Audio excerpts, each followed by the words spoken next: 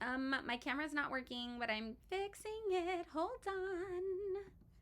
You can still hear me. I'm speaking to you through the screensaver. Through the screensaver.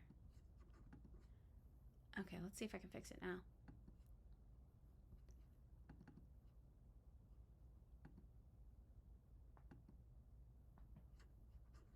Oh my god, it's so not working. It's so annoying.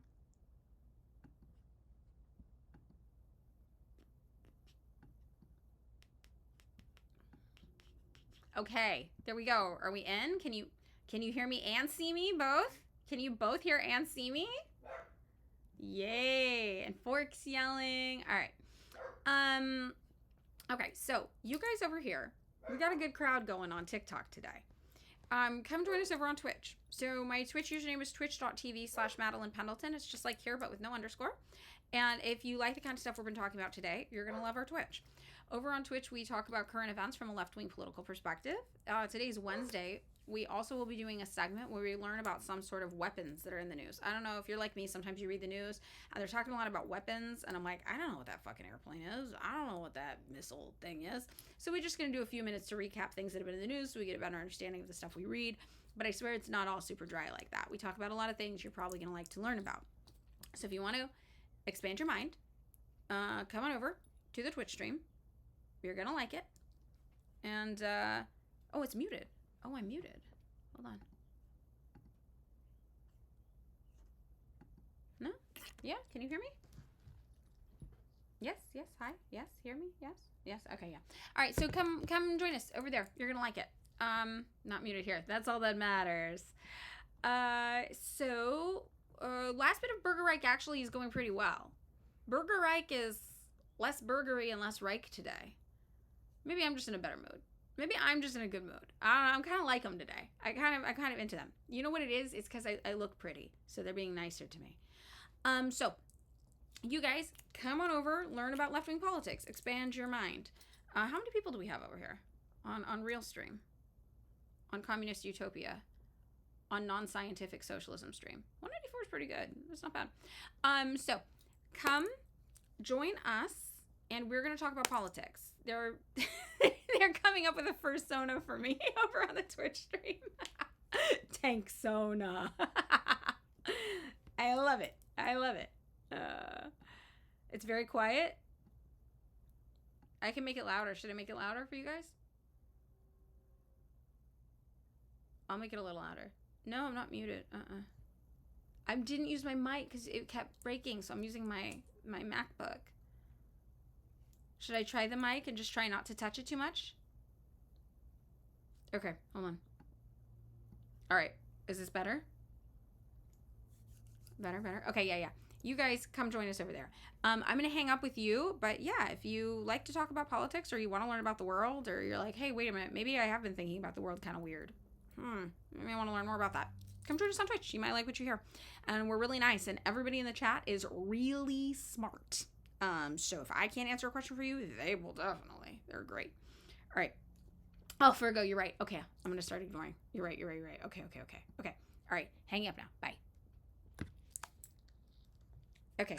Hi. Sorry, Virgo's right that I should just ignore the chat when it comes to sound, and then you guys can just like figure it out.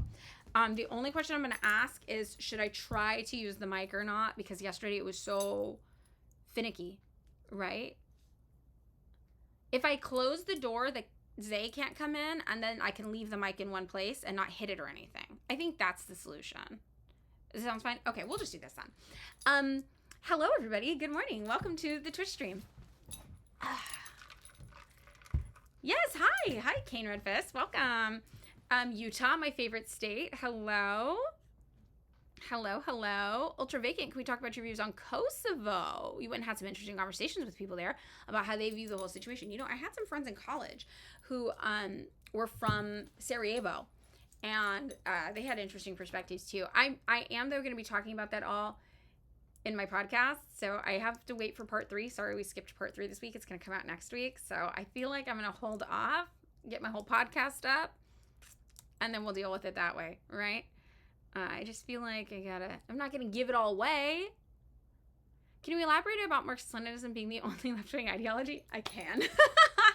So, obviously, I know that's not technically true. However, the more I learn and study, the more I do come to see Marxist-Leninism as the correct solution for all left-wing politics to be funneled into. I don't actually think it's the only left-wing political ideology. I know there are other types of socialists and communists out there in the world, but for me personally, my trajectory, what brought me to Marxist-Leninism, I went through a whole range of political ideologies, and the more I learned and the more I read, the more my ideology would shift more and more and more, like a funnel, basically bringing me into Marxist-Leninism, right? A pipeline. It was a pipeline to Marxist-Leninism, honestly. But I wasn't trying for that. I was actually actively trying to not become a Marxist-Leninist because I thought they were really smug and annoying all the time. So I started off as an anarchist when I was a teenager. I was just like, something's wrong with our system. Our system is bad. I don't trust people to administer systems anymore, right? Forks yelling. I was like, I hate everything. Then I started reading more, and then I learned about what the United States did to, for example, Cuba. I mean, it was a big deal to me. I was like, wow, if Cuba had not had a government, a state to protect them, they would have been overthrown during the Bay of Pigs Revolution, and Cuba would have gone straight back to being basically a plantation state owned by white and European businessmen that enslaved black and brown people and forced them to work on sugar plantations. Their state apparatus is what protected them during the Bay of Pigs invasion from being overthrown. So then I was like, well, you know what? Then some countries, I guess, do need a state. They need a government to protect them from bigger governments. How do you stand up against the United States knocking at your door telling you they're going to overthrow you, right? So that's when I was like, all right, I'm not an anarchist anymore. I'm not going to tell Cuba that they're not allowed to have a government. That government saved their life. So from there, the more I learned, I was like, okay, but, I still don't like, the USSR was so oppressive. Oh, the USSR was so bad, right? And then I'm learning more and more and more, and I'm like, oh, that thing I thought I knew about the USSR, it turned out that wasn't true. That was literally just something the CIA invented. Oh, well, let me go back and read about this. That thing I heard that the USSR did that was so bad, these dates aren't making sense anymore. How did they do a famine if that famine happened in that area 10 years before the USSR existed, and 20 years before the USSR existed, and 30 years before the USSR existed? It looks like that was just a naturally occurring famine. Okay, that's weird. Then you start deconstructing everything you've been hearing about how these places are all secretly evil and bad, and you're like, holy shit, none of this is real. The United States just made all this up because they wanted to say that their political enemy was bad, so nobody got any big ideas that we should do communism here in the United States. So from there, I was like, okay, fuck it, I'm a communist.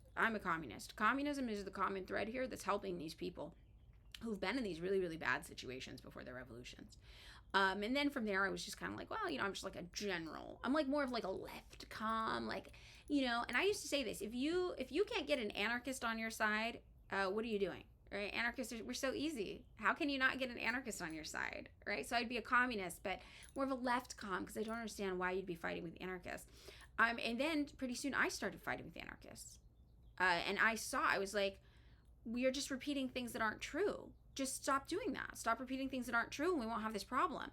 But they wouldn't. And then they really, really committed to disinformation and misinformation. And I kind of realized because they have to repeat disinformation and misinformation to make every country sound bad. And I realized, oh, you're so committed to this idea that every country is bad that it will make you repeat misinformation and disinformation about socialist projects because they're actually not bad. So you have to find disinformation to back up your claim. Your claim being that all countries must be bad. This country's not bad, though. So then now what?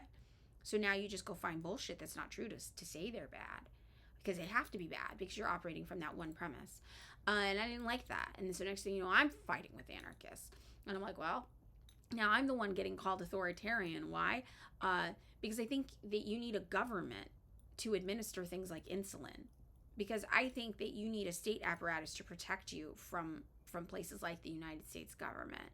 And then once you start getting called authoritarian enough, you're like, these people are out of their minds. They don't even understand left-wing politics. Punch a Nazi, right? You're out here, the anarchists are out here saying punch a Nazi. The left comes out here saying punch a Nazi. Well, the USSR did that. The USSR arguably punched the most Nazis out of anybody on the planet. The USSR defeated Hitler, defeated the Nazis, and anarchists are out here condemning them. So then I started to think maybe it's not about punching Nazis. Maybe it's about you guys just not wanting to be told what to do. And then I started thinking, if deregulation is right-wing when Reagan does it, when Republicans do it, how is it left-wing when anarchists do it, when left comms do it? Regulation saves lives. bureaucracy saves lives. We know that in a system of capitalism. So how am I supposed to think it's left-wing when anarchists or left comms do it? But it's right. It's bad when Ronald Reagan does it, but it's cool if you do, man. No, I don't fucking trust that. I don't like that. I think that's a right-wing ideology, actually. And that brought me on this path to understanding that the left-wing ideology is the one that saves people's lives and works and helps them. And that's Marxist-Leninism. Right? The left-wing ideology is the one that not only punches the Nazis, kills them, and tries to stop them from ever coming back again. That's Marxist-Leninism. The left-wing ideology is the one that defends your neighbors. No better way to defend your neighbor than getting a nuclear weapon and telling the world's largest superpower, if you come here, we will destroy you. You leave us and my fucking neighbors alone. That's what North Korea is doing. That's what Marxist-Leninism does, right? So that's what brought me on that pipeline. That if you have left-wing politics, all paths, I believe, will bring you to Marxist-Leninism. It's just a matter of when you get there, how long it takes you to get there. And for some of us who are fucking stubborn like I am, it took me too long to get there. Now that I'm here, I'm not going to be quiet about it, right? So that's what got me there. That's what got me there. And yes, if you are new to left-wing politics and you want to learn more, I have a reading list. It's an entry to left-wing politics reading list. And it is specifically designed, if you're a liberal, if you're progressive, to show you, to turn you into a communist. That's what it's designed to do. And I joke, there should be a challenge. If you can complete this reading list and not come out a communist, you should get some sort of reward from me. I don't know. Because I think it's impossible. Once you learn enough, I think it's impossible to not be a Marxist-Leninist. Right? So, yeah, that's kind of it. Oh, your Cuba shirt just came in. Jurate lover, yay. Do you ever talk to people via TikTok live to debate? I called you out at one point. Nick Oris. No, I don't like to do debates. Really, I don't do this as a job. So for those of you who don't know, I do this just before work every day. So I don't do this as a job. So I don't think debates are fun. So I don't do it. That's why. It's nothing deep. I don't think they're useful. I don't think they're fun. Some people think they're fun. They do them. That's fine. Did I think North Korea was bad before I came? Yes, of course I did. Of course. I believed all the same shit you guys did. But then I realized I didn't even believe it. I just heard it. And I was like, okay. I didn't really think about it. And then one day when I really thought about it, I was like, wait a minute. There's no way this shit can be true, right? And then I started looking into it. And that's another thing where I was like, oh my God, these people are just making up the stupidest lies about North Korea on the planet. I realized that before I became a Marxist-Leninist, that everyone was making up weird shit about North Korea. The list, okay, so it's in my link tree, or you can go to tankie.org, unironically, tankie.org. Someone from our Discord bought it. I'll show it to you on screen. So this is my link tree. Oh God, I have to refresh this video down here. I don't know why it's being so angry today. There we go. Okay. So if you scroll down, these are just my links. This is the Vote Socialist campaign that we're doing. These are Marxist-Leninists running for office out in California, if you're interested. But where you really want to go is resource docs, and these are always updating. If you click this one, Intro Left-Wing Politics Reading List, this is it. So a lot of other Marxists don't like this reading list because there's not a lot of Marx early on. That's on purpose, right? This reading list isn't designed for Marxists. This reading list is designed for people who are more liberal, more progressive, but are starting to wonder if their politics could be further left, right? Oh, make a bang command, Tanky, it'll pop with a message like, oh, okay, cool. Okay, I have to figure that out.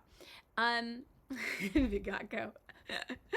So, I do give you one text to get you started, which is Principles of Communism. I want you to go into it kind of having some understanding of what communism is, but I don't think this is going to sell you. So the next thing I want you to do is realize everything you think you know about the world is a lie. It's a lie. So we're going to talk about all the places the United States has intervened around the world militaristically. Then we're going to talk about how the CIA controls the media, the things you read in New York Times and Washington Post, how that shit is just our State Department. And this guy who wrote this paper, Carl Bernstein, he was the same guy who broke the Watergate scandal. And he broke this story as well.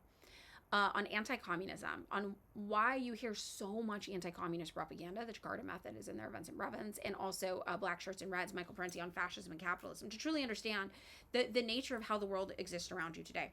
The way the world exists today, it's fascist versus communist, with capitalists in the middle trying to make money off of the fascists. That's it. That's all of modern history can best be understood as that struggle. And this book will help you understand that. Then I have a book that's not available online. You'll have to buy it, but it's on neoliberalism, Invisible Doctrine, The Secret History of Neoliberalism. That's how the world operates today. And this article from, I believe, the 1980s, maybe the 1990s, on the Washington Post, actually, called Innocents Abroad, The New World of Spyless Coups by David Ignatius. This is about the National Endowment for Democracy. And once you learn about the National Endowment for Democracy, you'll start seeing pop up. And you'll be like, oh, this isn't real. This is that National Endowment for Democracy thing. So then from there, you're going to learn the truth about socialist projects. Here, we've got one on the USSR, we've got one on China, we've got one on DPRK, we've got one on Cuba. And then I even have one about Marina Elena Spain that you can learn. Right? And then we get you into theory, and we ease you in. Elite capture, that's easy. That's an easy one for you to understand. That this actually has a deeper meaning. It's supposed to teach you that the real struggle is class struggle, that rich people, it's rich people versus us, regardless of your race, your ethnicity, your gender, your sexuality. It's rich people versus us. So why are we so busy fighting each other all the time, right? Obviously, we know racism's real. Obviously, we know prejudice is real. Obviously, we know white people are super fucking racist, and white supremacy is a thing, and ableism is a thing, homophobia is a thing, transphobia is a thing. Those are real. So why do they exist if class struggle should be the only real struggle? Rich people versus us is the only real fight. Why are we out here fighting each other? Well, it's because rich people use those things to turn us against each other, so we don't turn on them. And that first book is a great book to get you to understand that. And then we get into more theory from here. It's light reading. It's a little bit of light reading. You know what I was thinking? Actually, I should probably add the tax in kind on here. I think I should probably do that. I think I'm going to do that really fast. So you can learn about state capitalism. Because there's another thing you learn. State capitalism. You probably heard that, right? They're not socialists. They're state capitalism. Or state capitalist. Yeah, it's just... That's just a part of doing socialism.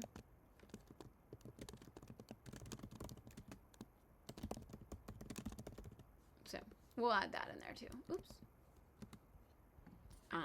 Fix that. So yeah, you'll go through here, and yeah, you get to the end. I think it'll help you. I think you'll get there. So that's my challenge to everybody. Reading list commands. Yeah, somebody else was just saying that too. Okay, so I think that's enough Q&A for today. But yeah, you guys can check that out. Let's get into our regular programming. Car is sending 2 videos. Maybe let's look at these at the end of stream, if that's okay today, Car. I realize that people are starting to get annoyed on the VODs and on YouTube because there's too much stuff happening in the beginning and we're not getting to the actual topic being discussed, and it's affected, I think, our viewership. So we're going to go straight into the content, and then we'll do more stuff at the end if we have time. So today is Wednesday, which means we do something over here called Weapons Wednesday, where we take 10 minutes at the beginning of the episode or so, 20 minutes to learn about a weapon that is relevant to our learning. And Raccoon Child's coming with a really good suggestion on white phosphorus, and I'm also interested in this. So I'm inclined to just go for this one unless anybody else has something else they really want to learn about. Is anybody else? Yeah, I'm pretty interested in white phosphorus. More white phosphorus. I think this is good. Let's do it. Let's just stick to the white phosphorus and get going on it. All right. No vote necessary. Consensus reached. Okay, so we're going to start off with this article. Israel used white phosphorus to scorch earth in South Lebanon, researcher says. Human Rights Watch and others, though, have documented use of weapons in civilian areas during the war on Gaza. We all know Human Rights Watch. You know, they're a real clown of an organization, right? We talk about them in reference to the DPRK. They're very, very unreliable. But, as Parenti often says, if they're reporting something against their best interest, they're very Western aligned, right? They're very aligned with the Western world. So if they're reporting that Israel is doing something bad, you can probably trust that this is real and that Israel is actually doing something bad, right? When the M825 series 15mm artillery projectile bursts, expelling its felt wedges containing white phosphorus, it leaves a distinctive knuckle-shaped plume. This is a pretty distinctive look. That's how Human Rights Watch researchers said they were able to verify that Israel was again using notorious weapons over South Lebanon, reigniting accusations that it's breaking the laws of war. I don't know if you guys think this, I think the laws of war is so fucking bizarre and dystopian. The idea that we're trying to do war humanely is just so psychotic to me. Like, there's nothing humane about war. right? But I think it is true that we do have these laws people are supposed to abide by war. They seem ridiculous. Bad things happen in war. Everything bad happens in war. That's why war should be avoided at all times, unless it is literally a liberation war of oppressed people against their oppressors. But yeah, this is something we hear. So Ghost in This House says the laws of war are fake unless enforced. Yeah, that too. Yeah. No war, like, isn't that logical, right? It's like fucked. So, but whatever. They don't care because they just send the poor to die. The rich don't care because they'll send the poor to die, and whatever. Who cares? That's easier than diplomacy. Sending your children to die, sending your brother to die, sending you to die, chat, depending on your age. It's easier than them just having a real hard conversation with a country they don't like so much, right? It is dystopian, as Rice Ball Basket says, just like the cost of living. Yes, exactly. It's just the rules of war, the laws of war, like the ethics of war. Like, what? But, here we go. We got Israel wanting territorial acquisition. They want to build their Greater Israel Project, which is what they're really all about, right? And you guys know about the Greater Israel map. We'll show it, though, just for anybody not familiar. The reason why Israel's doing all of this is because they want to expand Israel. Israel's small. If you look at Israel on a map, well, this is really low res, but Israel's here. Occupied Palestine is here, right? This is the land they're currently occupying and calling Israel. They want to be massive. They want to be huge. So that's why they're trying to expand into all these other countries and take over their shit, right? That's their goal. And some of their military patches have the Greater Israel map on them. This is the Greater Fresno Project. The Greater Fresno Project is greater than that, dear chat. Okay? Israel wants to be huge. Nowhere as big as the Greater Fresno Project will certainly be. I'm going to draw up the Greater Fresno Project, and you're going to be astounded by how far-reaching the Greater Fresno Project is. You're going to look at that and say, Manifest Fresno. Sign me up. So, that's why they're doing this. That's why they're taking over all this territory, right? So, Human Rights Watch said that it verified and geolocated images showing airburst white phosphorus munitions exploding over residential areas in southern Lebanese town of Yalmor in the opening days of Israel's assault during the war on Gaza. And again, a lot of people, they're like, well, you don't like Human Rights Watch on North Korea. Why would you like it on this? Well, because they don't have a conflict of interest here. The reason I don't like Human Rights Watch reporting on North Korea is because they're using conflict of interest. This is not a conflict of interest. And that's something that's really hard, I think, for a lot of liberals' brains. They're like, there's a good source and a bad source. And if it's a good source, everything they say is correct. And if it's a bad source, everything they say is bad. No. There's a good and bad source on every topic. And usually it comes down to the accuracy of their reporting, obviously, the reliability of their reporting, but also if there's a conflict in interest in this one specific thing they're talking about. Right? No, I am not live on YouTube right now.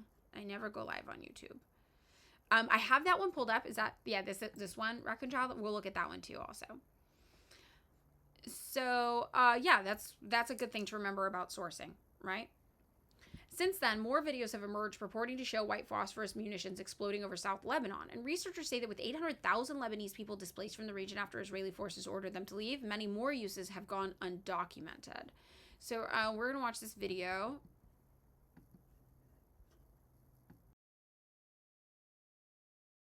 Oh, I guess we don't need the sound. I muted myself, but this is what's happening there. Okay. So they think probably there's been more cases of this that just haven't been documented. Oh, I have to get my water for a hydrate. Hold on.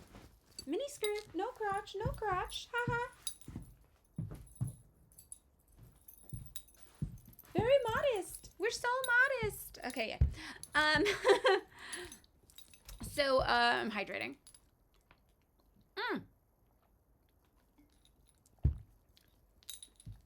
So, in the last week, I think this is a little older because I remember this. Yeah, this is from March 25th. So, this is around a month ago.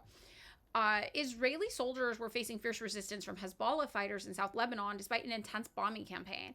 In recent days, Israeli forces have bombed roads, petrol stations, bridges, and medical centers in an effort to cut South Lebanon off from the rest of the country. White phosphorus is a chemical substance dispersed in artillery shells, bombs, and rockets that ignites when exposed to oxygen, burning up to 800 degrees Celsius, I'm guessing 800 C, and emitting large quantities of smoke. Military forces use it as a smokescreen to mask troop movements, mark targets, or illuminate terrain at night, and military lawyers argue such uses are entirely legitimate. But its use over civilian areas is controversial, and some claim illegal because it ignites fires, causes serious burns, and emits toxic fumes.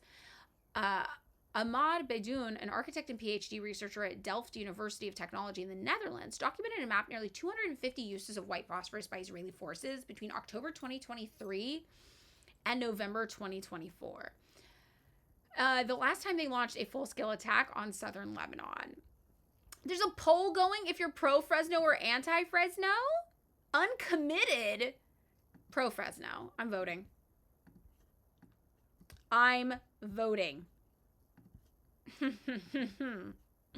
You're Fresno agnostic. I'll make you guys believers. You'll see. You'll see. Either submit or prepare to be subsumed. That's all I'm saying. Malrish says, stop anti-Fresnetism. Thank you. You're speaking over me, a Fresnan, about my history and my people. Okay?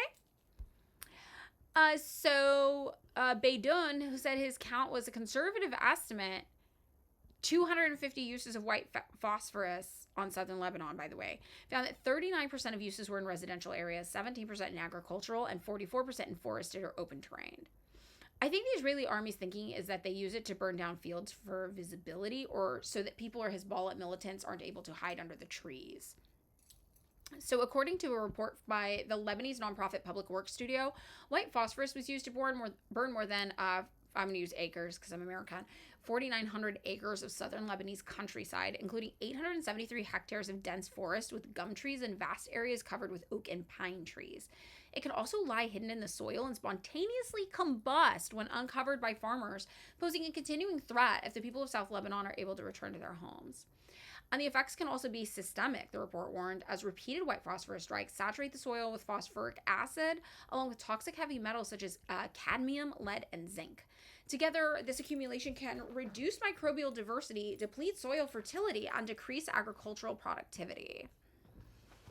A spokesperson for the IOF, as we call it, said it could not comment on HRW's claim that it used white phosphorus illegally over Yom Kippur. There may be visual similarities between smoke shells containing white phosphorus and smoke shells that do not, and caution is advised before making factual determinations regarding use of smoke shells with white phosphorus in individual cases based on visuals alone, the spokesperson said. Oh, Fresno won. Love to see it.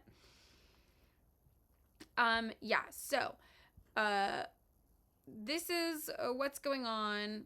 They're saying it's a practical tool used to burn fields, etc., etc. Now, let's take a look at what the effects in response to exposure of white phosphorus are. I don't think that there were any Fresno election monitors, so I think you do have the right to call a fraudulent election. Yeah, so it combusts just with air exposure, yes. Fourth choice voters cost you the election. I'm a Fresnationalist. I'm going to have to get defeated by the real Fresno communists. So getting into why this is a problem. Why is everybody so upset about white phosphorus in particular? So the UNHCR report is going to talk about this. And it's saying the white phosphorus is a white, yellow, waxy substance that smells like garlic, which is often used by armed forces in situations of conflict to eliminate battlefields or start fires. It ignites instantly when in contact with oxygen, with the air. So white phosphorus sticks to surfaces like skin and clothing. It causes deep and severe burns. When burning, it causes dense, white, harmful smoke. For more information on the effects of white phosphorus, blah, blah, blah, blah, blah, this is where you go. The smoke from burning phosphorus is also harmful to the eyes and respiratory tract due to the presence of phosphoric acids and phosphine. And some effects are delayed for up to 24 hours after you've been exposed.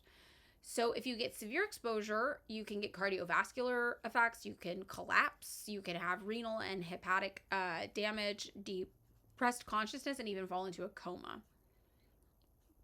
So this is pretty gnarly and intense.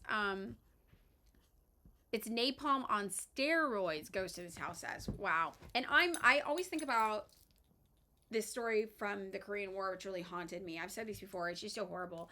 The United States tested napalm on the Korean people, in North Korea in particular. And the the same thing happened. The napalm would get to your skin and your clothes, and it would burn on you. And dying women's last actions were to try to cover their genitals that were exposed as their clothing melted and burned off of them into their skin because of the napalm. And that, something about that image, it's horrific, obviously. It's so horrific. And it's just like this panic, like you're dying and it doesn't matter because your brain can't even process that you're dying and you're still concerned about your modesty. That's how confusing and jarring and disarming this all is. Yeah, if it gets on you, there's no way to put it out. It's a very specific way to die. It's very, very bad. It's very, very bad death. It's horrific. It's horrific. Yeah. Yes. Hello, welcome. Oh, we've got a Larry as a raider from Dave Legend. We love to see it. We're learning about white phosphorus. We're having a real fucked time over here. Welcome to the stream. You came in a very dark moment. You did. You came in a very, very dark moment for us. Weapon Wednesday. You're new to joining this stream. Well, we don't usually talk about the horrors of napalm and white phosphorus. Only on Wednesdays. Only on Wednesdays. But we did send them rice. So, yeah, all is forgiven. Welcome, everyone. Too old for Twitch. Hi, welcome. Welcome, everybody. I heard it was Lenin's birthday. Is this confirmed? It is Lenin's birthday? We do usually talk about the horrors of capitalism, that is so true. Okay, happy Lenin's birthday to you all. Have a very blessed Lenin Day on this Lenin's Day. That's Wednesday, but with Lenin. Join us in following Dave Legend. I already followed Dave Legend, I think. You're going to read Lenin today. Oh my God, great. Maybe tomorrow we can read some Lenin for Theory Thursday. Which is worse? I didn't even see this poll. I'm voting Burger Reich in the poll for which is worse. To be clear, Lenin Smesh's birthday is May 5th, just like Karl Marx. Wow. My birthday's nobody interesting. I'm pretty sure I was born maybe on the day Elvis died, though. It's kind of something, right? My birthday's the death day of Elvis. It's also Earth Day. Somebody said that Earth Day was created as a psyop so nobody would celebrate Lenin's birthday. I heard that. Is that true? Is that true? We had planned on the Lenin study guide you wrote for Thursday. Yes, perfect. Great. Yes, love it. Great. Yes. That's right. Look, it all worked out. It all happened for us, Virgo. Yes. So we will be doing Lenin tomorrow. Yay.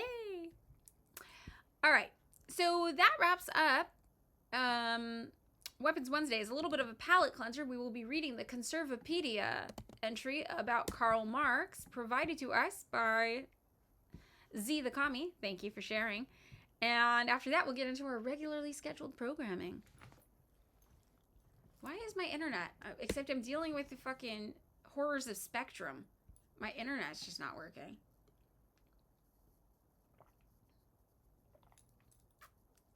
Oh, it literally won't open. Maybe my computer's like, you don't want this. Maybe it knows. I'm going to try it on a different tab. See if that does. Oh, yeah, it totally works in a different tab. Cultural Marxism is an entry on Conservapedia. Cultural Marxism. We don't talk about who you share a birthday with? Oh, no. Oh, no. Okay, wait. There was an actual Karl Marx one, though, right? There was. Cultural Marxism, I'm very interested in. There is no Karl Marx. They don't have a Karl Marx? There's nothing? Oh, the trustworthy encyclopedia. Okay. But they've got a lot about Marxism. They've got a section on Trotsky in here. Bifflo will be happy. They got quotes from Pol Pot under there. We actually haven't seen Bifflo in a minute. Where's Bifflo been? It exists. It does exist. Why doesn't it show up for me? Oh, there it is. Okay. Why did it show up? You know what? I don't know. I'm actually not sure. This is psyop. This is psyop. Oh, it's the caps. It's case sensitive. It's case sensitive. They gave him the respect he deserved. They gave him the respect he deserved. Okay. They capitalized his name. Yeah, the term cultural Marxism was taken from Frankfurt School. That makes sense to me. Yeah. So, all right. Karl Heinrich Marx. I feel like including Heinrich there was intentional. I think that title case. Yeah, they put the respect on. I think they did Heinrich there as some sort of thing. Wait, is that real about Kat Abou-Gazaleh? Showcase this website in her journalism? Really? Wow. Oh, you banned Pol Pot as a debate topic for a week, right? Yeah, we haven't seen Biff Lowe in a minute. Yeah, I feel like they're really trying to draw some parallels here. Okay, so they say he was the most influential of all socialist thinkers, the creator of a system of thought called Marxism, the forerunner of communism. That's an interesting phrase. Okay, he helped organize the international socialist movement. His ideas motivated radical political activists who joined his call to overthrow capitalism. Marxism argued that all events in history are caused by economic forces, especially class conflict between owners and workers. Marx depicted the inevitable evolution from feudalism to capitalism, which happened, he argued, during the French Revolution, to socialism, which was about to happen as soon as the workers got organized. This writing is horrible. I don't enjoy this writing. Biff Lowe is also my favorite problematic teen of the chat. I miss Biff Lowe, if I'm being serious. Wait, you can't see the screen? Really? I can see that the screen is showing. Why can't you see the screen? Is it... Really? It's on screen share. Hold on. Oh, I see. It's like frozen again. Jesus. Something happened with OBS. Something happened here. OBS in the past 2 weeks, some things have changed in the layout and the use, and it's gotten weird. Can you see it now? It wasn't the right screen. Yeah. There we go. I keep having to like restart the captures on things. It's a little annoying. Okay, sorry. The update, Larry says. Yeah. All right. Well, don't do it if you haven't. It's weird and fucked. Everything's weird. Mossad is in my MacBook. So true. Okay, so the writing here, real bad. I'm just gonna say, pretty bad. In the recent decades, there has been little interest in Marx among economists or historians who nearly unanimously conclude his analysis was faulty, his ideology non-functional, and his predictions were wrong. You know what? Here's what I'm going to say. They're not wrong. Economists and historians, many of them, do agree with this. That doesn't mean they're correct. It doesn't mean they're right. The United States paid good money for economists and historians to have that opinion. That's all I'm saying. That was an investment we made financially in the academic realm. And it worked. It paid, right? Source, The Economist, literally. What's the notes? But there is more interest in Marx among critics of literature, especially in university English departments. Nobody ever talked about Marx in my English classes. Oh, it's so funny. It literally is The Economist. You weren't lying. You were not lying. The source is literally The Economist for the idea that nobody likes Marx. Justin, butchers hate vegans. Yeah, what did he write in English? Great question. Too old for Twitch. He didn't even write in English. That was so funny. Oh my god. As Marxist ideology sees Christianity as its enemy, it is unofficially satanic. Wait, guys, for the 1-year anniversary of the stream, can we all get this sentence tattooed on ourselves?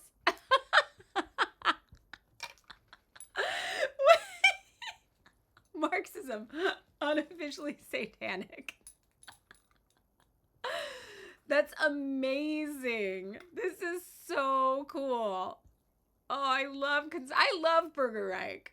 Burger Reich culturally They got something going on for that. You know, they got like a vibe. They're cooking up a vibe.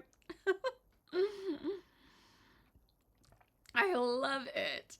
They've got a lot going in here. You know, I don't think we can get into all of it, although I want to. I want to so bad. Maybe we can look at Academy marks versus public marks. They were like, how do I word this? How do I word this? How about in the worst way possible? Even an Ariana Grande article calling her un-American and a Muslim extremist. So cool. So cool. Wow. Marks in the Academy and marks in the public sphere are two different figures.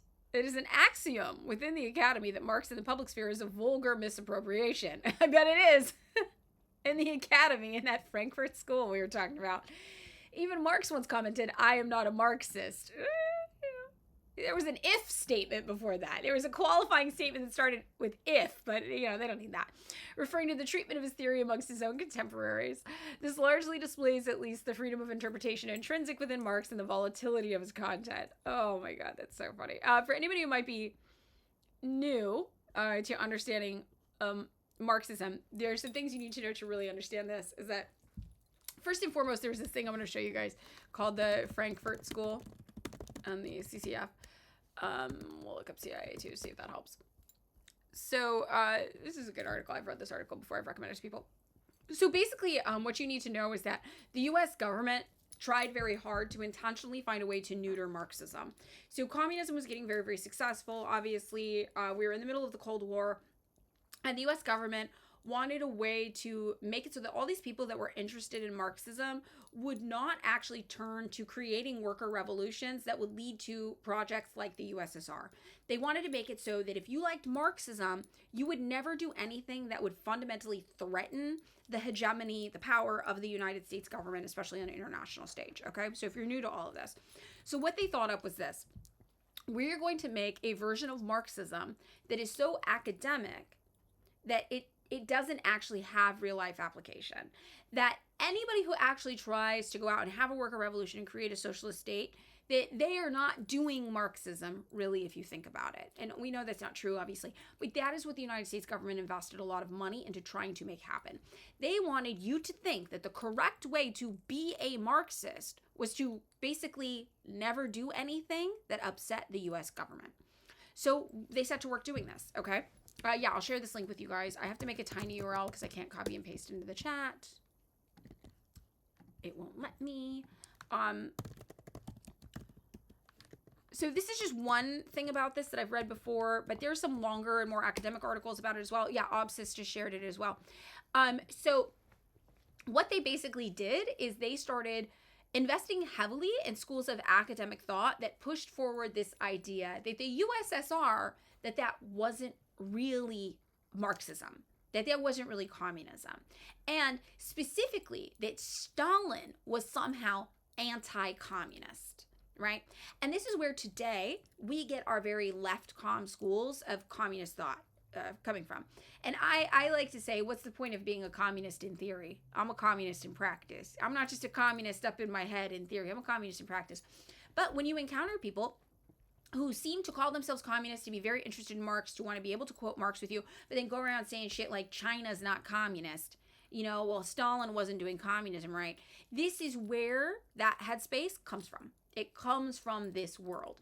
So, and this is a world that was crafted and created very specifically by the U.S. government for a reason. This is kind of what we're talking about here. And this was the history of the CIA going to start this thing called the Congress of Cultural Freedom, the CCF, which actually didn't start in the United States. It started in Europe. So sometimes you'll also meet people who are like, I'm not falling for CIA propaganda. I'm European. And it's very hard to explain to them.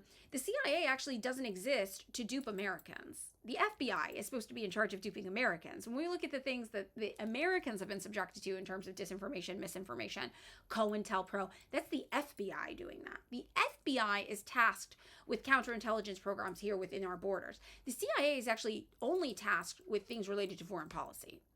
So the CIA is spreading propaganda anti-communist propaganda in other countries, not the United States. And honestly, it wasn't until, I believe, 2014 under Barack Obama that a law was actually changed and amended where Americans can now access that same propaganda the CIA is creating to spread to other people. It used to be, it was actually illegal for Americans to access that. I'm going to try to remember the name of that. 2014 Broadcasting Board of Governors, Obama Law Amendment. I can't remember what the law was called. The Smith-Mundt Act. The Smith-Mundt Act, that's what it was. It was 2012, not 2014, so I'm sorry I got that 2 years off. But yeah, so Barack Obama passed this thing called the Smith-Mundt Act, and what that said is, hey, we're creating all this really good propaganda out there in the world, the U.S. government is, Americans should be able to access it. Okay, so, well, now how are you going to say it's okay for Americans to access it? Well, the law said that if an American requests to see the propaganda that the United States government is spreading around the world, they can. Well, now we live in the age of the internet. So what happened just now, I requested to see what the Smith-Mundt Act was from congress.gov. So if you go to a website and you're like, well, what's happening on Radio Free Asia? I'm now requesting to see Radio Free Asia. Radio Free Asia is a U.S. government propaganda website. That's part of the USAGM, right? This is the USAGM. This is an official website of the U.S. government. This is our propaganda arm. Radio Free Asia, they had a broken link for a long time. Let's see if they fixed it. It's still a broken link, which kills me. But RFA, that's part of it. RFA is Radio Free Asia. This is what it's supposed to link to. You're requesting to see it now. And that's what the Smith-Mundt Act really said. So just a reminder for people who are like, I can't be propagandized by the United States government. I don't live in the United States. It doesn't matter. It doesn't matter. So, yeah. This is... Oh my God, cars coming in. Celebrity birthday. It says, I'm the richest Instagram star from the United States. I have a net worth of $5 million. It's so funny. I love that. Yes, don't believe everything you read on the internet. Anti-communist propaganda. They're lying to you. I live paycheck to paycheck. I have $12 right now. I'm a little worried about how I'm going to make my mortgage payment on the first TBH. But yeah, they're spreading lies about communists all over the place. Instagram. I hardly ever use my Instagram. So, whatever. But yeah, so this is what we're really talking about here. So we're talking about these propaganda networks that were created outside of the U.S. mostly, that now we have the privilege of being able to access. Thank you, Daddy Barack Obama, 2012. But that is what the CIA was up to when they were creating the CCF, the Congress of Cultural Freedom, which wasn't even intended to operate within the United States' borders necessarily, but was intended to operate in Europe. So from this, we got a school of academic theory that emerged about Marxism, right? And what Marxism really was, and what Marxism isn't. And this is how you end up with all those people saying that the USSR isn't actually Marxist, or that maybe it was until Stalin. But then Stalin definitely wasn't.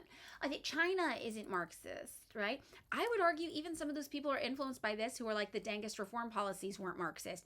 The Maoists out there, the left comms. This is really where they come from. And this is all part of that kind of disinfo slop campaign. So when we get over to the conservative understanding of Marx and they say, well, the academy, the academics say that Marx in the public sphere is a vulgar misappropriation.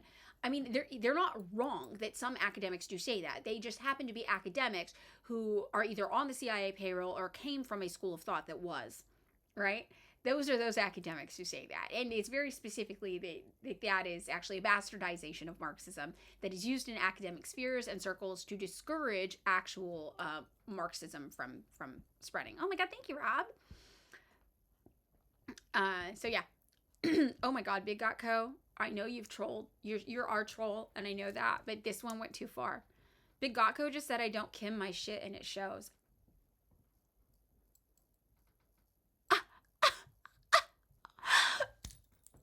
We need to ban Big Gotco. That's it. Don't actually do it, Kabashi. Don't actually do it. Don't actually do it, Kabashi. Big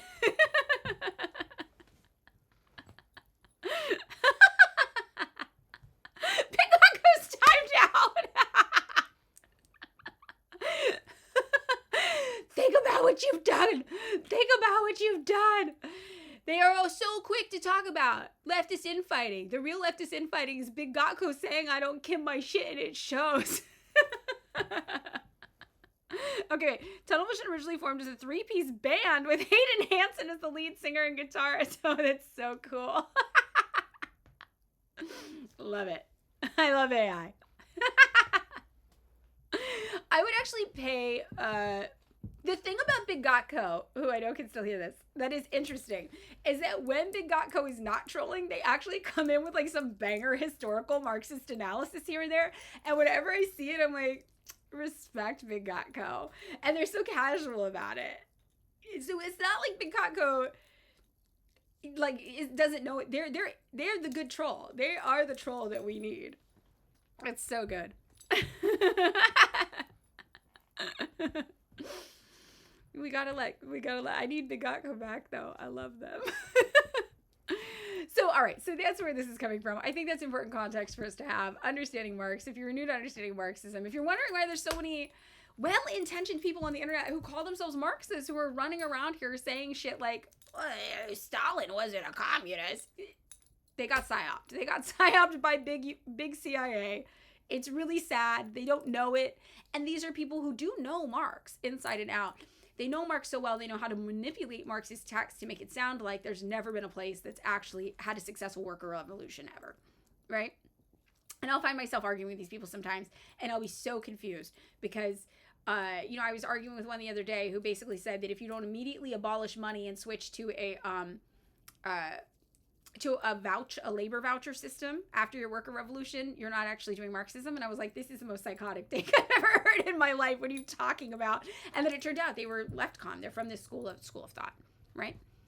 Okay. And very quickly, we will get the Ariana Grande, and then we will move into the news. I gotta see Ariana Grande. I will say that I know people who've worked with Ariana Grande because I live in LA. And, there was this one thing where there was video footage of her yelling, "I hate America" inside of a donut shop. And I was like, maybe Ariana Grande is based as hell. But then I was later informed that she was just saying that because she thought there were too many fat people in the United States. So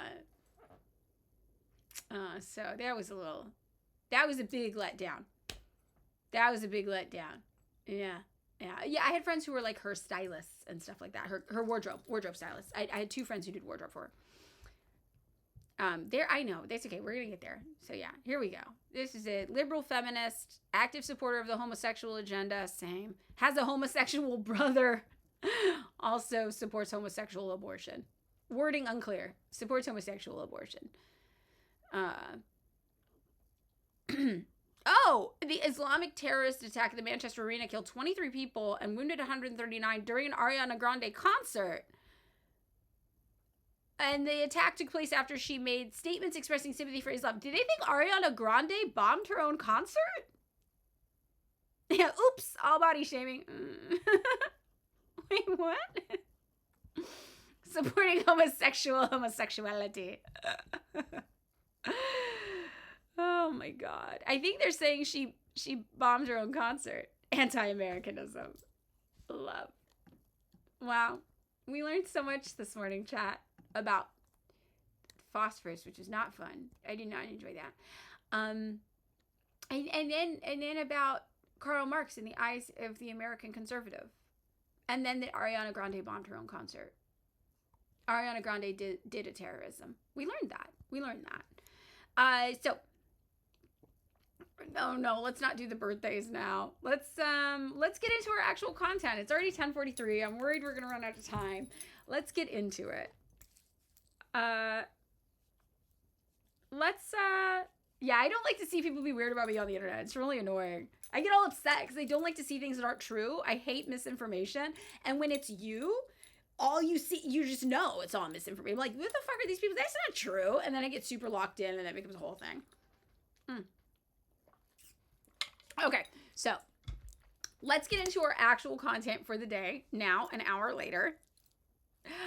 We're going to talk about the news. So for anybody new here, what we do is we pull up a news article and we read through it together and we give a left-wing read through. We provide any context that might be missing from it. We discuss it from a left-wing perspective.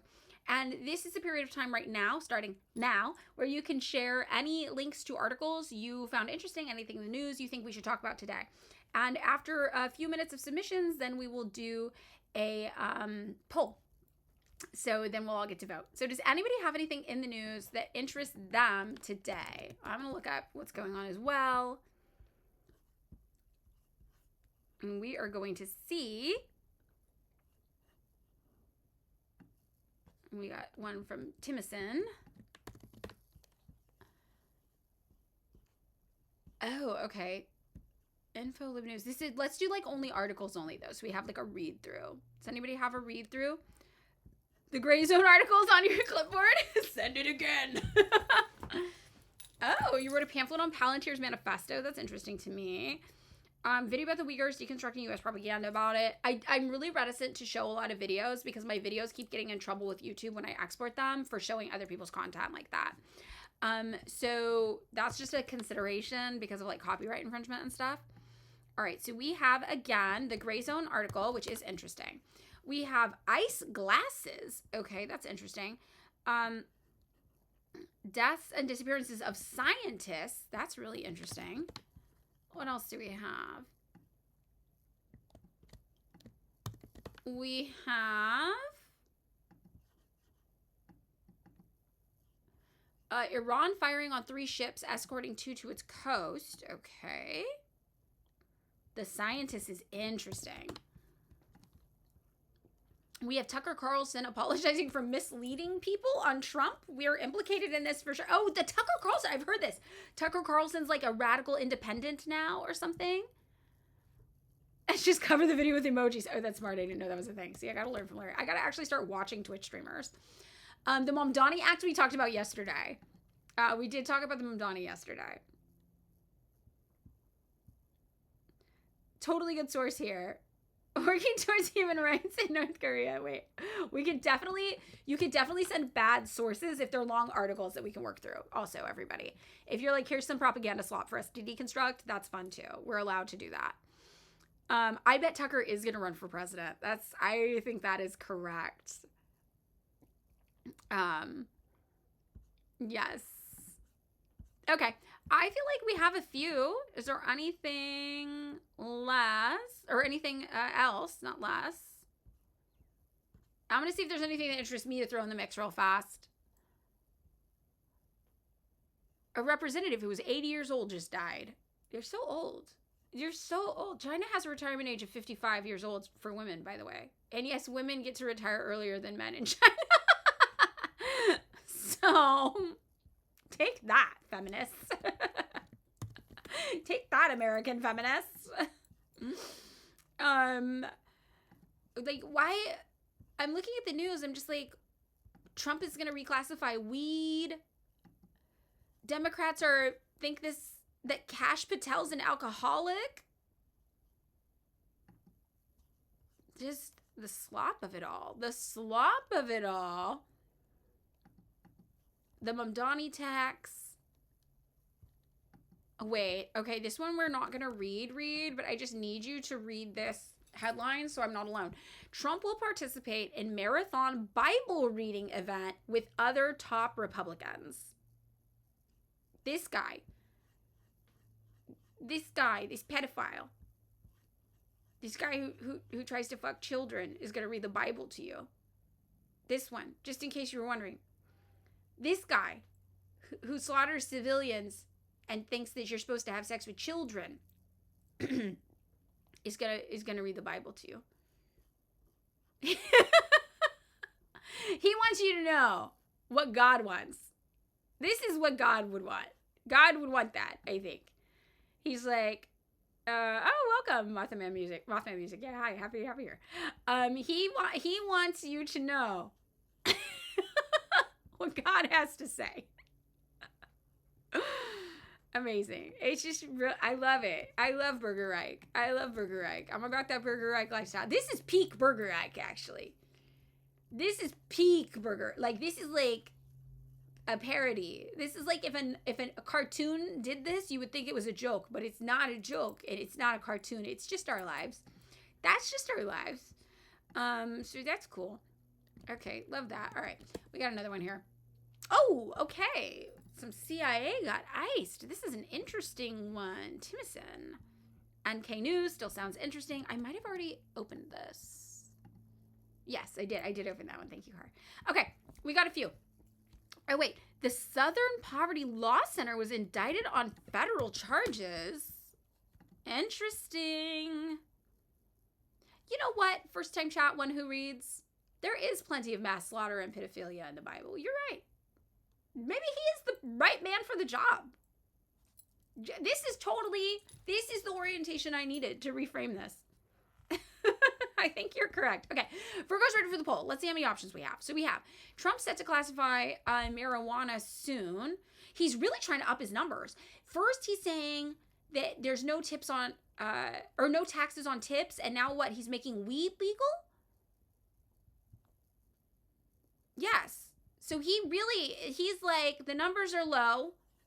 Give the poor some weed. Very, very interesting. Very interesting. I don't think this is enough for a whole story. But for medicinal use. Well, we all know how that goes. Okay. This guy's apparently an alcoholic. That's what people think. Allegedly an alcoholic. Kash Patel, do not sue me. So they think this guy's an alcoholic. That's interesting. All right. We've got the tax. We've got the New York City property tax going on. We have 2 CIA officers dying in Mexico after counter-narcotics operation. We've still got the UK cracking down on Palestinian activists. Oh, we have ice glasses. Homeland Security making smart glasses to collect intelligence on Americans. That's scary. 10 scientists tied to sensitive U.S. research have died or disappeared in recent years. Iran fires on 3 ships. Tucker Carlson is doing PR. Working towards human rights on North Korea. We got some North Korea disinfo slop. The U.S. has not given up on engaging North Korea, ROK opposition leader says. Oh my God, I'm not creating an NK News leader membership though. What is stopping the EU from holding Israel to account? The girls are fighting. Updates. And Southern Poverty Law Center indicted on federal fraud charges. 1, 2, 3, 4, 5, 6, 7, 8, 9, 10, 11, 12. We have 12. So, here's what we're going to do.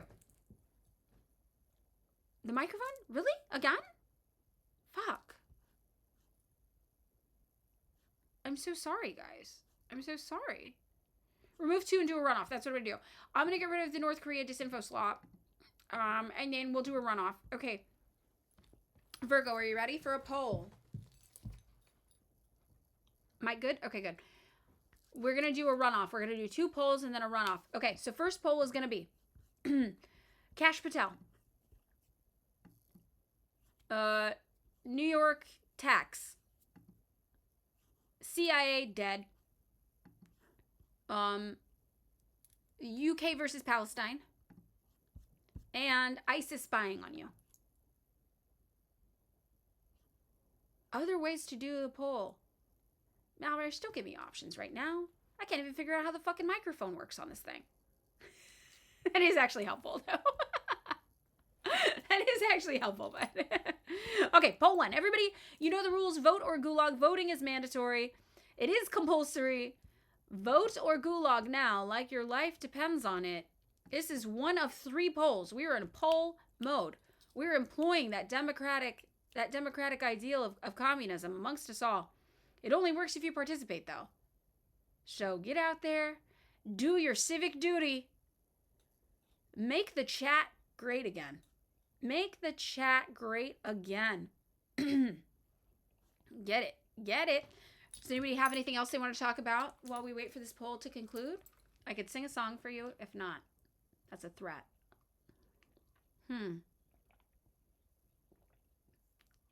If you don't know how to vote, try refreshing where your chat is appearing, and it'll be at the top. It's very, very top. It'll say current poll. Yeah, the scientist disappearing is nuts. I don't know country roads. I don't know that. I don't know what that is.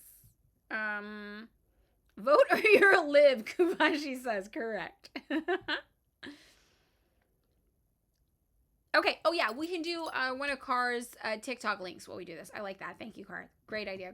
While the poll is going on, we will watch September, the Prime Minister stood at this dispatch box and told the House he had full confidence in Peter Mandelson, a man whose relationship with convicted paedophile Jeffrey Epstein was public knowledge. The Prime Minister knew and backed him anyway. Now he claims he had no idea that this twice-fired government minister had failed MI6 vetting, despite journalists putting that directly to Downing Street that very same month. Mr. Speaker, we all know that the Prime Minister appointed Mandelson because he owes his job to him. Yep. He appointed him, he defended him, and now he claims to know nothing. He is gaslighting the nation. Yep. So let's call this out for what it is. The Prime Minister is a barefaced liar, and if he had any decency left... No, order, sit. I'm sorry, I'm not British. Can someone British in the chat translate for me? Did she just call that guy a fucking ugly loser to his face? Is that the British equivalent of that? Is calling somebody a barefaced liar in England like calling them like a slur in the United States? Is it like... Because I know you guys can call everyone cunt, and that's fine. It's the only one we're not allowed to use. Okay, so that was a big deal. That was a big deal.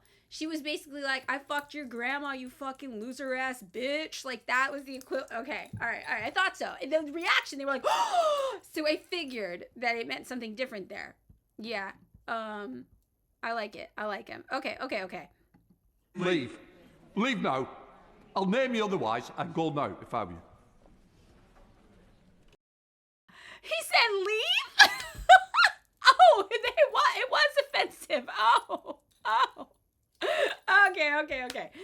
CIA dead. One for the first one. All right. Let's narrow it down here. And we are going to watch the Strokes video for the next half. And then Car will watch the others at the end if we have time, okay? All right. I do love getting the British updates from our British comrades. I know nothing about British politics, so it is quite nice getting to know what's going on. All right. So the final 5 options, Virgo. You can't just... Chad is gaslighting you. You can't call someone a liar in Parliament. You can do that out in the world. Okay. Smeagol voice. Leave and never come back. Ready. Okay, we got missing scientists. Iran bang bang ships. Tucker Carlson. EU versus Israel. And Southern Poverty Law Center. She said you drink tea like an American. Yeah. We're not allowed to say cunt. That's a bad one for us. That one, you know. It's the one I called my mom once and I got my mouth smacked, you know, that kind of energy. Okay. Everybody, go vote in the second poll. We are doing our runoff.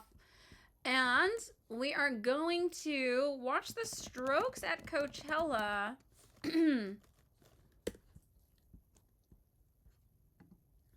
Talking about communism. They did some communism. The Strokes did communism at Coachella.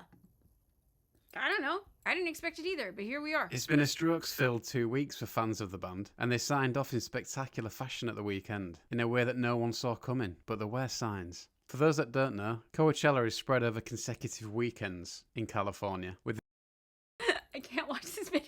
I'm so sorry. I need the actual I just need like the video, you know? And we're going to play with the music off because of the copyright stuff. Okay, here we go. Here we go. Yeah, we found an Instagram video. Okay, so I don't know how to make this go away. Oh God, I hate Instagram so much. So with they're throwing, this says overthrown by 1954 by the CIA. They've got Salvador Allende up on the screen. They say overthrown in 1973 by the CIA. And this is literally what they played at Coachella. Jaime Rondos, plane crash in 1981, CIA suspected. Over 30 universities destroyed in Iran. My friend went on a couple dates with him a few months ago. I wonder what happened there. Yeah, so they got banned from Coachella, I guess, for this. Yeah, this is literally the video. But I'm not doing the sound because I don't want the copyright because they're literally Stroke songs, so it might mess up our video to play the sound. Just so you guys know. Poll 2 is almost done if you haven't voted yet. But yeah, overthrown 1954. But see, this is like their whole ending to the show. Pretty wild. So the Strokes are comrades, confirmed. And yeah, you're allowed to like Is This It now, which is very important for millennials. The Strokes album Is This It is very important for millennials. that did something for us, our generation. So, what's crazy, there were Zionist IDF soldiers in the crowd, probably. Hey, cool dog, first time chat. Yep. It's always been the Strokes. We are redeemed. We have redemption for being really into that album. Like, I was so into that album. It was crazy how into that album I was. Are the Strokes emo? No. No, they were like the start of the garage rock revival. Yeah. Like, they were the first ones who did it, though. Big Gotco. It is super obvious. I don't get my shit checked out. You know what, Big Gotco? You are so lucky the poll just ended. Otherwise, somebody would do something. Okay, missing scientists. All right, so our runoff is going to be dead CIA agents or missing scientists. This is the final vote. The final vote. Whichever one we vote for, we'll do first. Oh, you heard he stopped drinking maybe outside of political now. Yeah. That is confirmed. Confirmed he is sober. We are the Strokers. God. So bad. Are the Strokes Zionists? I zoned out. No. Opposite. Based as fuck. Comrades. The Strokes are comrades. That's all you need to know now. Runoff poll. Poll 3. Let's go. Yeah, the Red Hot Chili Peppers are the worst band ever. Yes. Oh, you need to explain. Oh, yeah. The music's horrible. That guy raping everybody. It's just like, he's been to court for it. In fact, one of my friends, allegedly raping everyone, my bad. One of my friends is a music attorney, an attorney who works in the music industry. And she said one of the first classes they take is the case of the Red Hot Chili Peppers sexual assault case with Anthony Kiedis. And the reason why they take that case first is because there was so much evidence against him, but he still was let off. Let me confirm this is Red Hot Chili. Let me make sure I'm not spreading disinformation.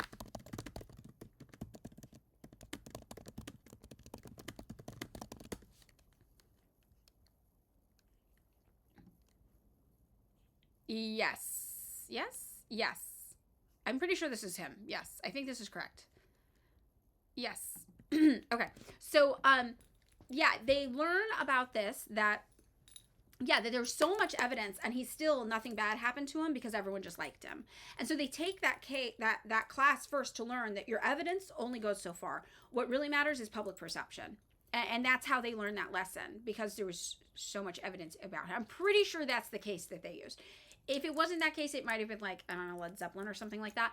But if it wasn't specifically him, I get them confused because there is so much evidence of Anthony Kiedis being a bad man. So that's the reason. So it either was that case or it wasn't, but I get them confused because I know there is so much evidence about it. And there is. You can look it up.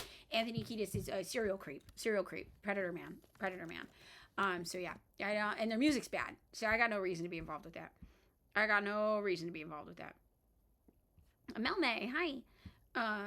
If the music was good, I could see people being like, oh, everybody's bad, whatever. But I'm like, and their music's ass? Fuck that. I'm out. I hate that band, So, very, very bad me. I'm just like, no reason for that. Okay. So the runoff poll is still going. It looks like the missing scientists are winning. That's what we're gonna be doing here.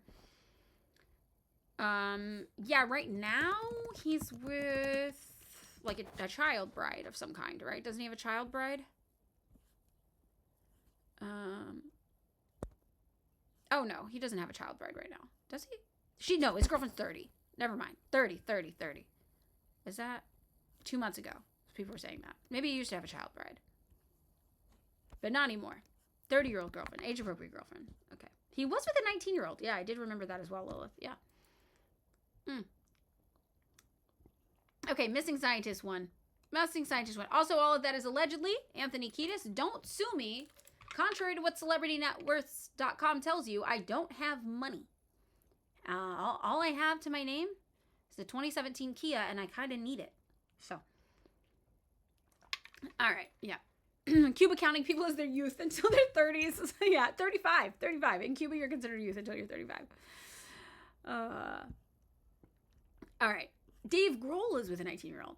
I remember Dave Grohl had that whole thing happen with the sex worker out here in LA. Wasn't that Dave Grohl? Okay, we're not celebrity. I can't do celebrity gossip.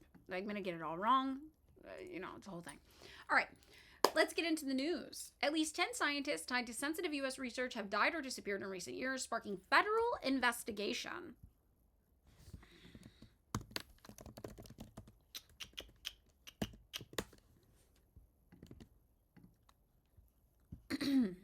We're getting there. Hold, please.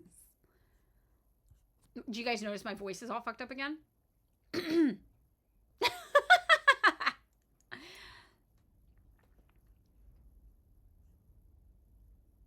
Yes, Dave Grohl just had a child outside of his marriage with a woman he was dating for years. Yes. Cheated with his daughter's friend. Yes, that's right. My throat is so fucked. Oh, CNN is going to start blocking the archive from reading their articles. That might be true. Look. We're going to have to find another source for it, maybe.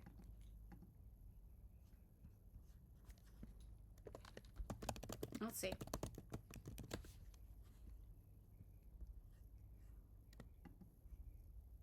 Oh, the missing scientist story The Atlantic says is unbelievably dumb.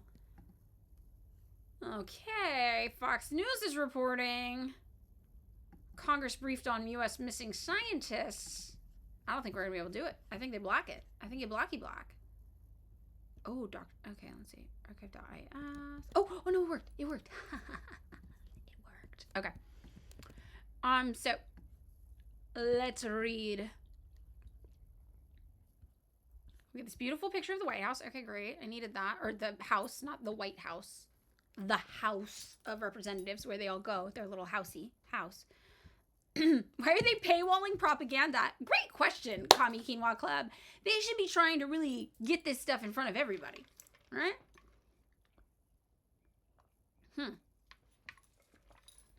A nuclear physicist and MIT professor fatally shot outside his Massachusetts residence. A retired Air Force general missing from his New Mexico home. An aerospace engineer who disappeared during a hike in Los Angeles. I'm just going to say this, why you don't go on hikes as an Angelino. You have a no-hike policy. These are among at least 10 individuals connected to sensitive U.S. nuclear and aerospace research who have died or disappeared in recent years, prompting concerns whether they are connected and fueling speculation online about the possibility of nefarious activity. The Republican-led House Oversight Committee announced Monday it will investigate reports of the deaths and disappearances of the individuals who it said had access to sensitive scientific information. The reports, quote, raised questions about a possible sinister connection between the deaths and disappearances, the committee said in its statement, seeking briefings on the matter from the FBI, the Defense Department, the Department of Energy, and NASA. And for those of you who don't know, the Department of Energy, sometimes you'll see sources that are funded by the Department of Energy. That's not nothing. They control the nuclear weapons. Okay, so if you ever see something with ties to the Department of Energy, it sounds boring, innocuous in the United States. That's who's in charge of our nuclear weapons. Okay, so just remember that. I'm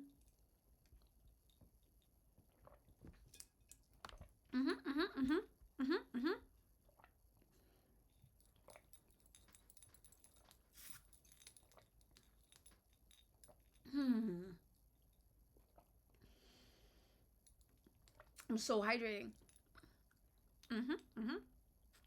Yeah, the Department of the Energy to vaporize you. Exactly, Caltimos.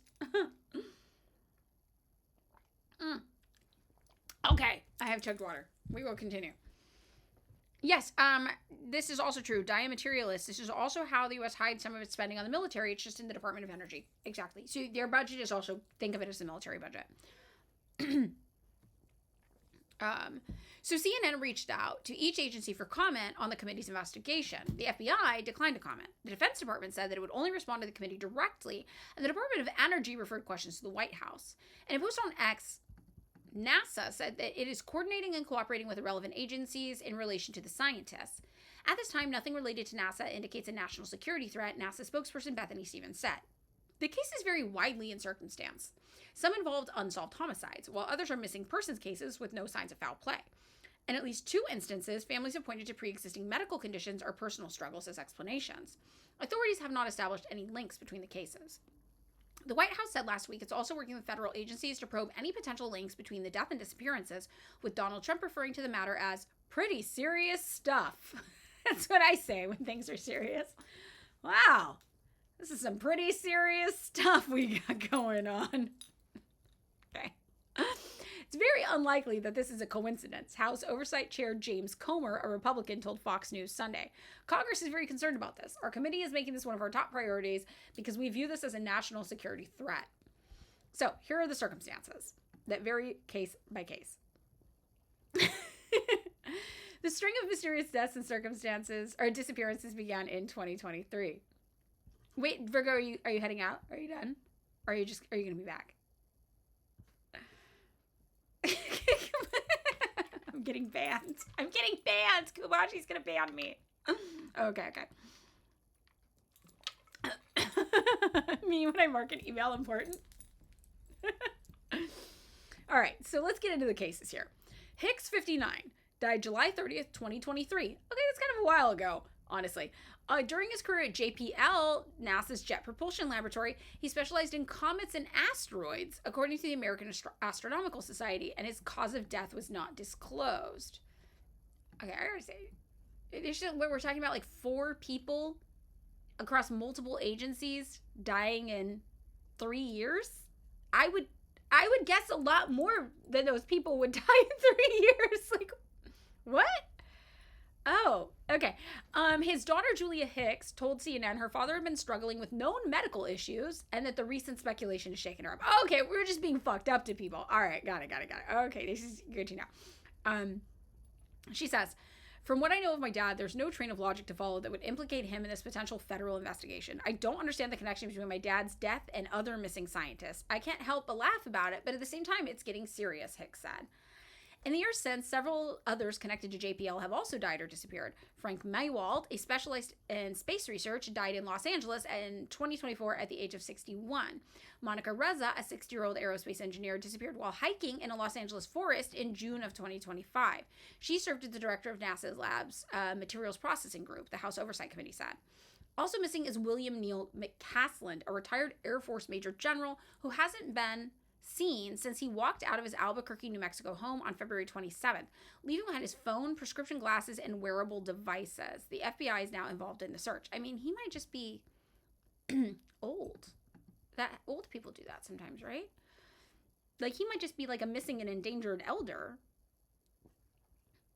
So McCaslin was at the center of some of the Pentagon's most advanced aerospace and research and once commanded the Air Force Research Laboratory at Wright-Patterson Air Force Base. Months after the 68-year-old went missing, officials still can't say where he went, why he left, or if someone else was involved. He's 68. It's not like super old, but like, what's life expectancy in the U.S.? It's like 72 or something like that. How old is old? Oh, 70. He's older than I thought. He's 78. All right. So he had no indication of cognitive decline. Okay, well, that is interesting then. His wife, Susan McCaslin Wilkerson, disputed at the time speculation that his disappearance was tied to his work at the base, long rumored to house extraterrestrial debris linked to the alleged Roswell incident. So that's why she said they all worked for aliens. I see. Despite Air Force denials. It is true that Neal had a brief association with the UFO community, McCaslin Wilkerson said in a Facebook post. This connection is not a reason for someone to abduct Neal. Neal does not have any specific knowledge about the ET bodies and debris from the Roswell crash stored at Wright-Pat. Wait, what?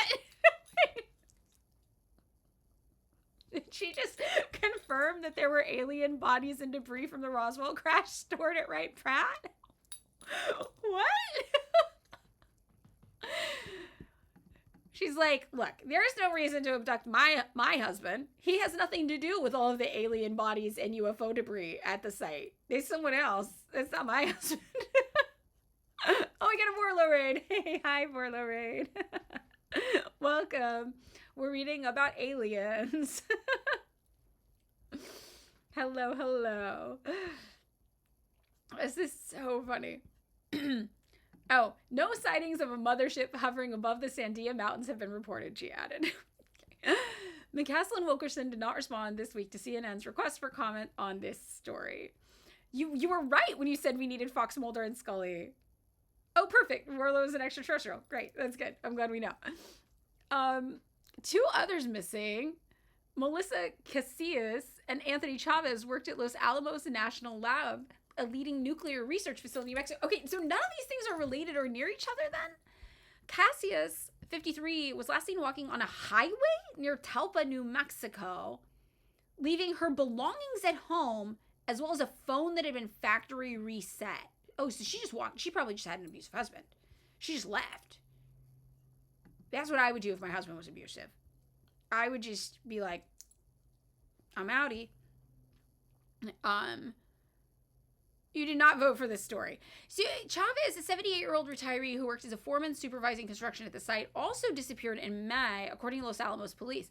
A detective told CNN there were no signs of foul play, but exhaustive searches yielded no signs of activity or indications he was planning to leave.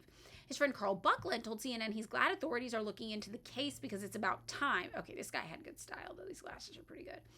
So, in recent months, there's also the deaths of several acclaimed scientists that have also fueled speculation.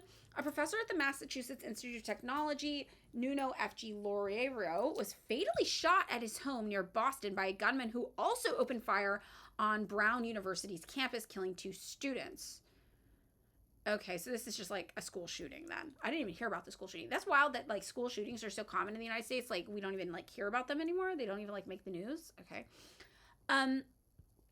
The 47-year-old physicist and fusion scientist led MIT's Plasma Science and Fusion Center, where he aimed to advance the clean energy technology as well as other research. All right. Carl Grillmayer was fatally shot at the age of 67 outside of his home in Los Angeles in February. Okay, McCaslin had mind fog and memory loss, probably very disguised cognitive decline. Bro left with hiking boots and a rifle. That man got eaten by a bear. Yeah, okay, wait, which was that? McCaslin was... Where was McCaslin? Is that this guy? Where was McCaslin? Which one was he? The one prior. Oh yeah, McCaslin was the Roswell one. Yeah, okay, that makes sense. Okay, yeah. Do you guys hear that noise? Maybe it's aliens.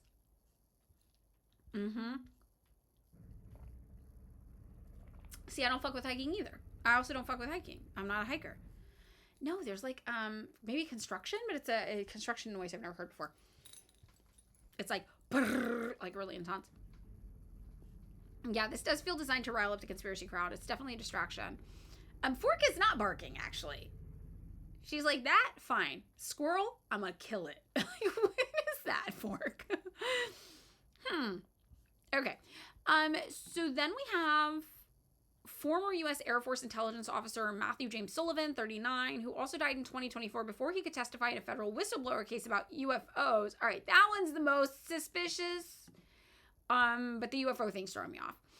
Representative Eric Burleson of Missouri said, urging the FBI to investigate. His public obituary did not state how he died, and CNN has reached out to his family. Burleson, however, told Fox News that Sullivan died by suicide, calling it suspicious. That's the only one that I'm like, well, maybe, you know. Honestly, I think the Southern Poverty Law Center is bigger than news. It probably is. So maybe we'll hold that one for Friday. Your only takeaway from this article so far is New Mexico is deadly for older people. I also think it's one of those places where probably older people move, if I had to guess. Because when you're older, you like to live places where it's warm outside. So he's scheduled to come in for an interview. 2 weeks he has suspiciously committed suicide. Amy Eskridge gained attention, 34 years old, co-founded the Institute for Exotic Science. What the fuck's the Institute for Exotic Science? In Huntsville, Alabama? What is the Institute for Exotic Science? Anti-gravity technology? Huh. Independent research. That's interesting. Okay.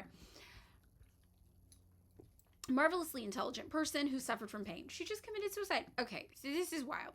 So they're doing federal investigations into all these old people who walked away, a woman who potentially was leaving an abusive relationship, and some people who committed suicide, and a few people who died of natural causes.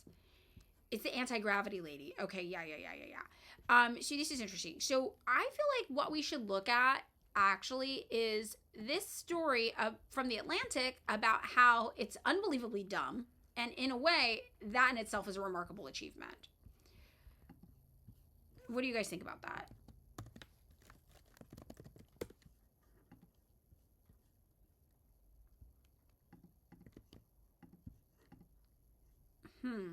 She made an interview and she said she wasn't going to immediately before she did it. Who, that woman?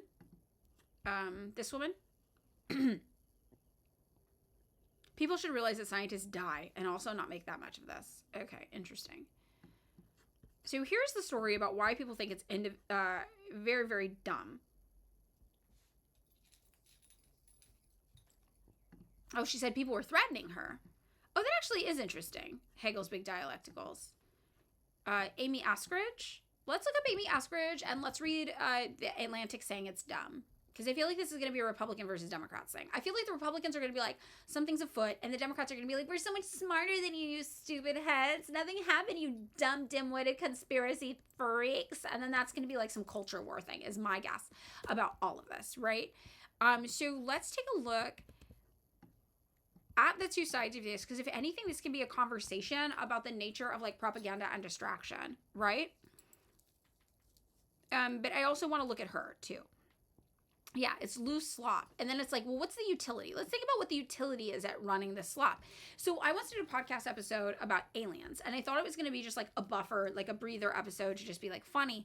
But really what came out of it is that the FBI like was intentionally releasing all of these alien files every single time they were about to do something weird with foreign policy. And that became like the tell. So now when you see that the government's talking about aliens, you should know something weird's happening with foreign policy. And I feel like this is kind of the same kind of thing. They do this to bring up a distraction in the media cycle, to drown out any real news stories that might be coming on. So I think that this is important for us to understand as a tool of distraction, as a tool of propaganda, and like really try to think about what the political utility is and what they could be trying to distract from. My assumption is that they're trying to distract from the fact that we are going to have to give Iran everything they want to end this war, right? So, you know, that's my guess, but who knows? It could be something else. So let's read what The Atlantic has to say. I'm guessing this is the liberal Democrat perspective on it. We just read the Republicans kind of inventing this conspiracy about it. What is the liberal smug response to it that also misses the point entirely, but in a different way that advances a liberal Democrat perspective? Yeah, UFOs are literally jangling keys in front of babies. Yes, that when the government is like UFOs, that's literally what it is doing, like 100%. And very often when there are UFO sightings also, it's just the military doing top secret things, right? And they just don't want people to know about it. And it's just, it literally also, the UFO sightings are usually within a specific flight pattern around a military base. It's a big nothing burger. MEB says they think they're trying to distract from the fact that we're in a depression and shit's about to hit the fan. Yes, and as we talked about yesterday, right now, like I still feel like we're in an economic slump. I don't know if you guys feel like that. I still feel like jobs are hard to come by. People are finding jobs, but they're kind of half-assed. They're scattered about. It's not great. People who are getting jobs, there are good jobs out there, but there's just not enough of them. And now they're saying that this isn't even anything. We're about to actually hit the massive economic crash that's coming. So, yeah, we've been in depression since 2008, basically, with a huge boost during COVID lockdown because everyone was basically getting UBI. So the only thing that would save the American economy now is UBI, but it doesn't matter because, yeah, market manipulation, people are still making money off of fictitious capital-based products. So, yeah, that could be something as well. So the mystery of the missing scientists, this article from The Atlantic is saying, began with a silver alert, elderly people. In late February, a retired Air Force Major General named Emil McCaslin, this is a chatter was saying, just old cognitive decline, walked off, left his house in New Mexico for a walk and never returned. Rumors spread on social media that the elderly former astronautical engineer had been abducted or killed. Forget Nancy Guthrie, they said. Here was a guy who used to run a UFO-linked lab. Here was a guy with knowledge of America's deepest, darkest secrets. So, where was this guy? McCaslin's wife did her best with a post on Facebook to address what she called the misinformation circulating about Neil and his disappearance. But wild notions only multiplied. Well, yeah, her language is not great for the conspiracy theorists, right? When she was like, So Weeb Corps says the jobs that we're paying $80K are offering $50 to $60K now. Yes, and what I've heard from my partner who works in a very niche, necessary industry, they're almost living on an alternative planet. Because they're like, yeah, every job just pays $175,000 a year now. It's crazy. And I'm like, no. The very niche specific jobs that only like 20 of you exist that you can do, I'll play that. Oh, bye, Virgo, bye.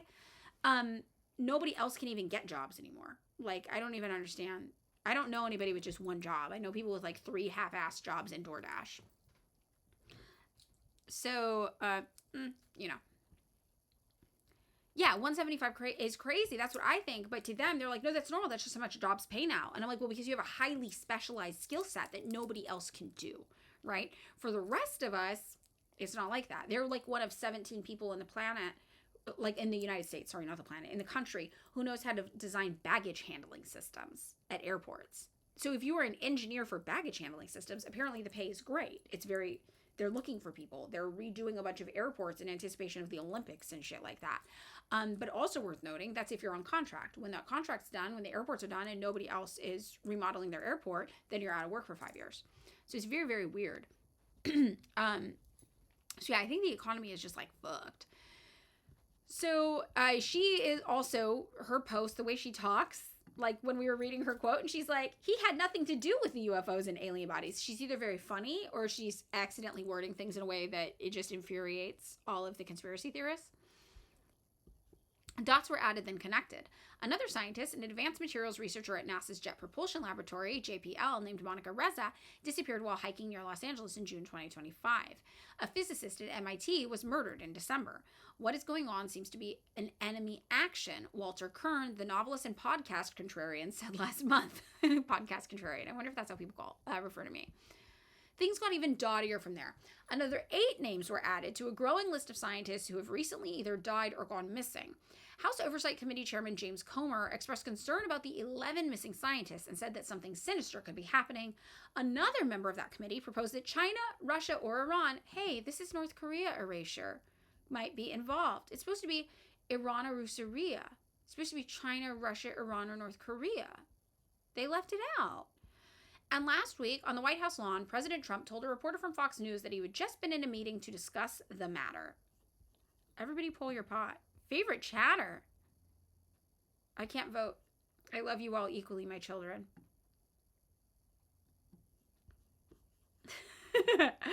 So, all right. Press Secretary Carolyn Leavitt then confirmed that the administration will address this, which is all to say that another piece of flagrant nonsense has ascended to the highest levels of U.S. politics and media. To call it a conspiracy theory would be far too kind, because no comprehensive theory has been floated to explain this pattern of events. But even then, the phrase pattern of events is imprecise, because there is no pattern here at all. Given all the people who could have been roped into this narrative but weren't, any hope of finding meaning falls away. Barring any dramatic new disclosures, he's hedging his bets, okay, the mystery of the missing scientist has the dubious honor of being a sham in every way at once. The conspiracy theorists can't even put their finger on the field of U.S. research that has fallen under threat. Our leading scientists are being targeted by foreign powers, but which ones exactly? Well, it's the people who study space technology, or maybe the ones who study asteroids or comets, or maybe the ones who work on plasma physics? The Fox News reporter Peter Doocy, that's an unfortunate name, D-O-O-C-Y, Doocy? Big got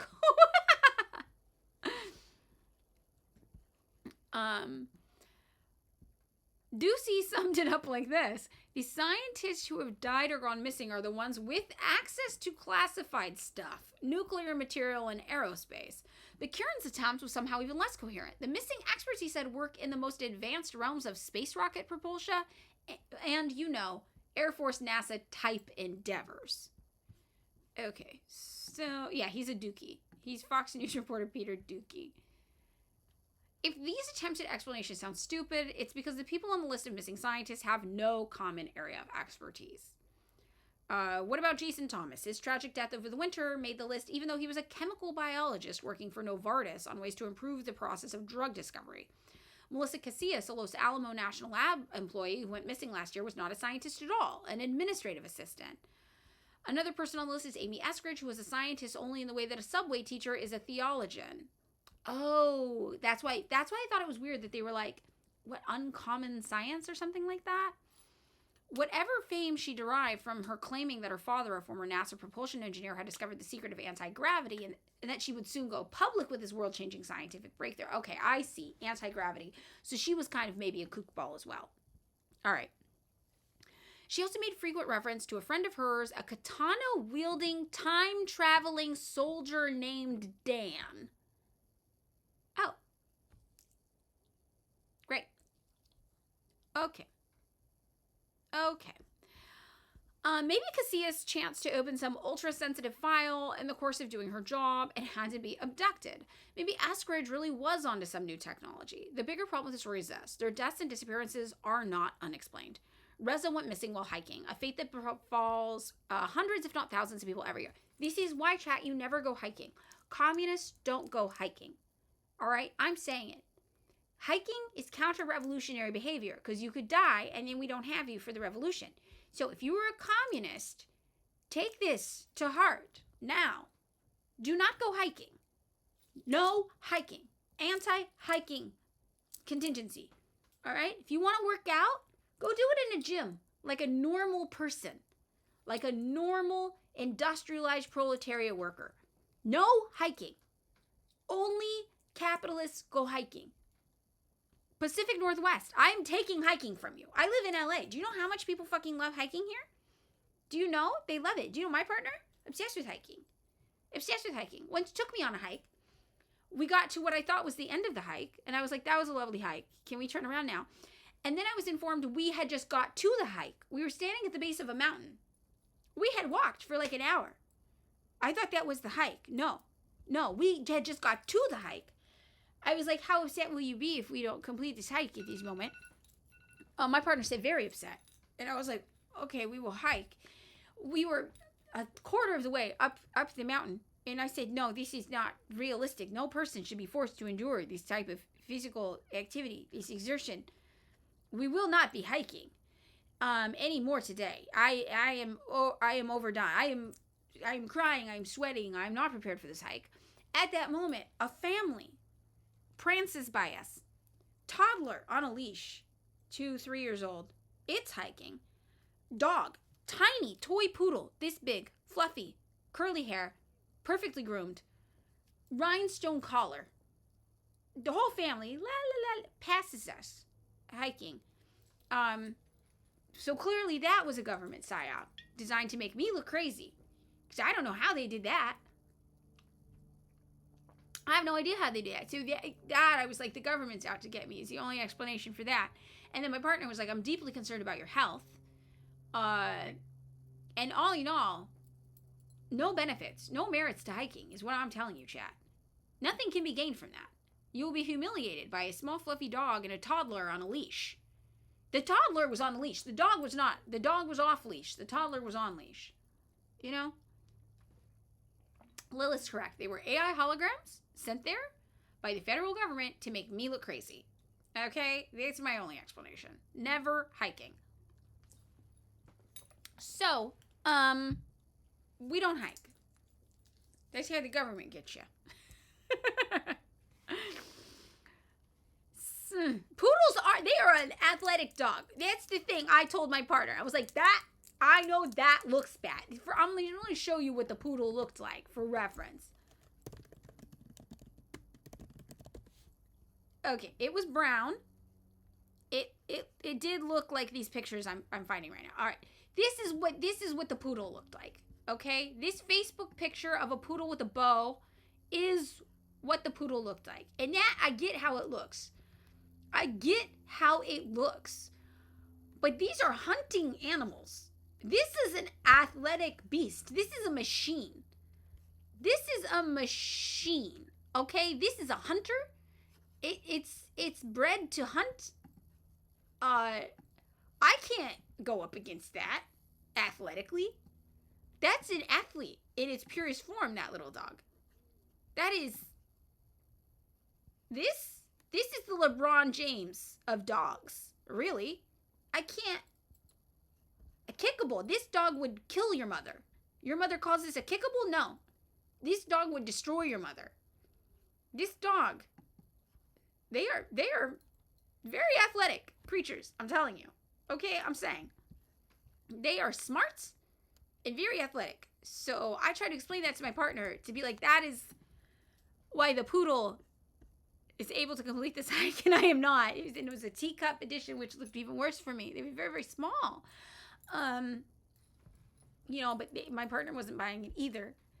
The toddler, I have no explanation. I have no idea what was going on with that toddler.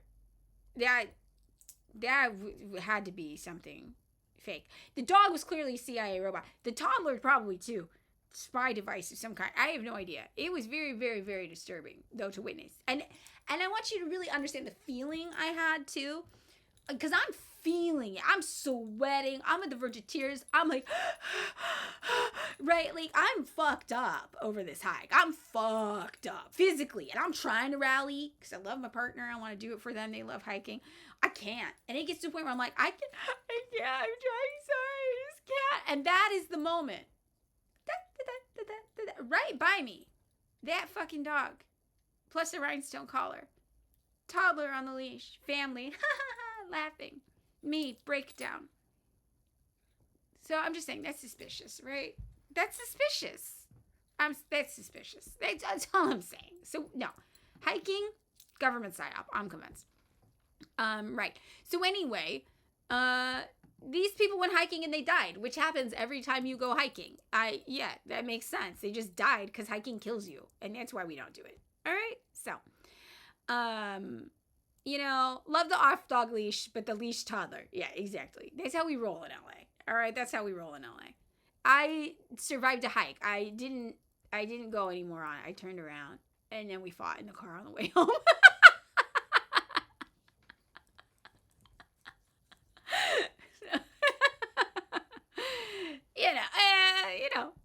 You hiked once, you did that. Exactly. We don't fuck with that. We don't do that. Okay. So, Eskridge. Let's go back to Eskridge. The anti-gravity theorist with a time-traveling soldier friend with a katana. In what seems to be her final media appearance from 2020, she is, by her own account, drunk and high. I kind of love this icon.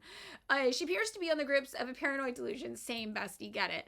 Over the course of the interview, she claims that someone sneaked into her home while she was out, closed her bedroom window, and then in another incident, someone broke in and unplugged the charger for her boyfriend's wireless headphones. Sounds plausible to me, babes. Eskridge also said she'd been followed by a car with a license plate that kept changing, that she'd been roofied multiple times, and that strangers at her local bar had been taunting her by using buzzwords relevant to her life. Did she think she was getting gang stalked?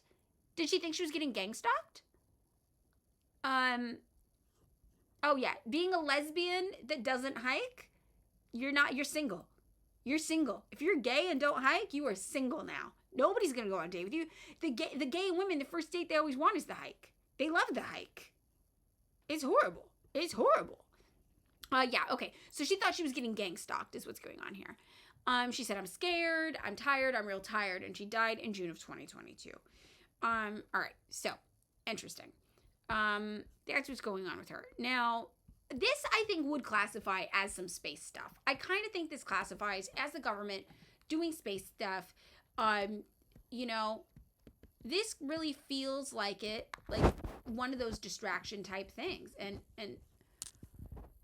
a lot of these stories, yeah, I pulled up the story about the missing general who, maybe it was Malrish who said that this is just like a silver alert situation for sure. He was just old and experiencing cognitive decline and went hiking, went on a walk, died. It's very, very sad. And a lot of these people are older. They are older, right? And this feels like a distraction from foreign policy, from something happening, actually. And it's not what Fortune is saying. Something sinister could be happening. FBI looks into dead or missing nuclear and space defense scientists tied to NASA, Blue Origin, and SpaceX. It's just like clickbait distraction stuff. So for us as Marxists, since we delve in pattern recognition, the question then becomes, what are they trying to distract this? Like, what is the distraction? What is going on? And that's the economy could be one for sure, but this is such a short news cycle. It's not enough to kind of distract you from the economy. I am inclined to think it has something to do with Iran and updates on Iran, right? Iran peace talks, we should look for an update on that to see if maybe that's not going well. And that's what they're really talking about. We got our asses whooped in Iran, as Komradsky said. Yes, I really think that is what's happening because Iran is saying they're not settling for anything, right? So this is an article about live reporting from Iran that just has a bunch of updates.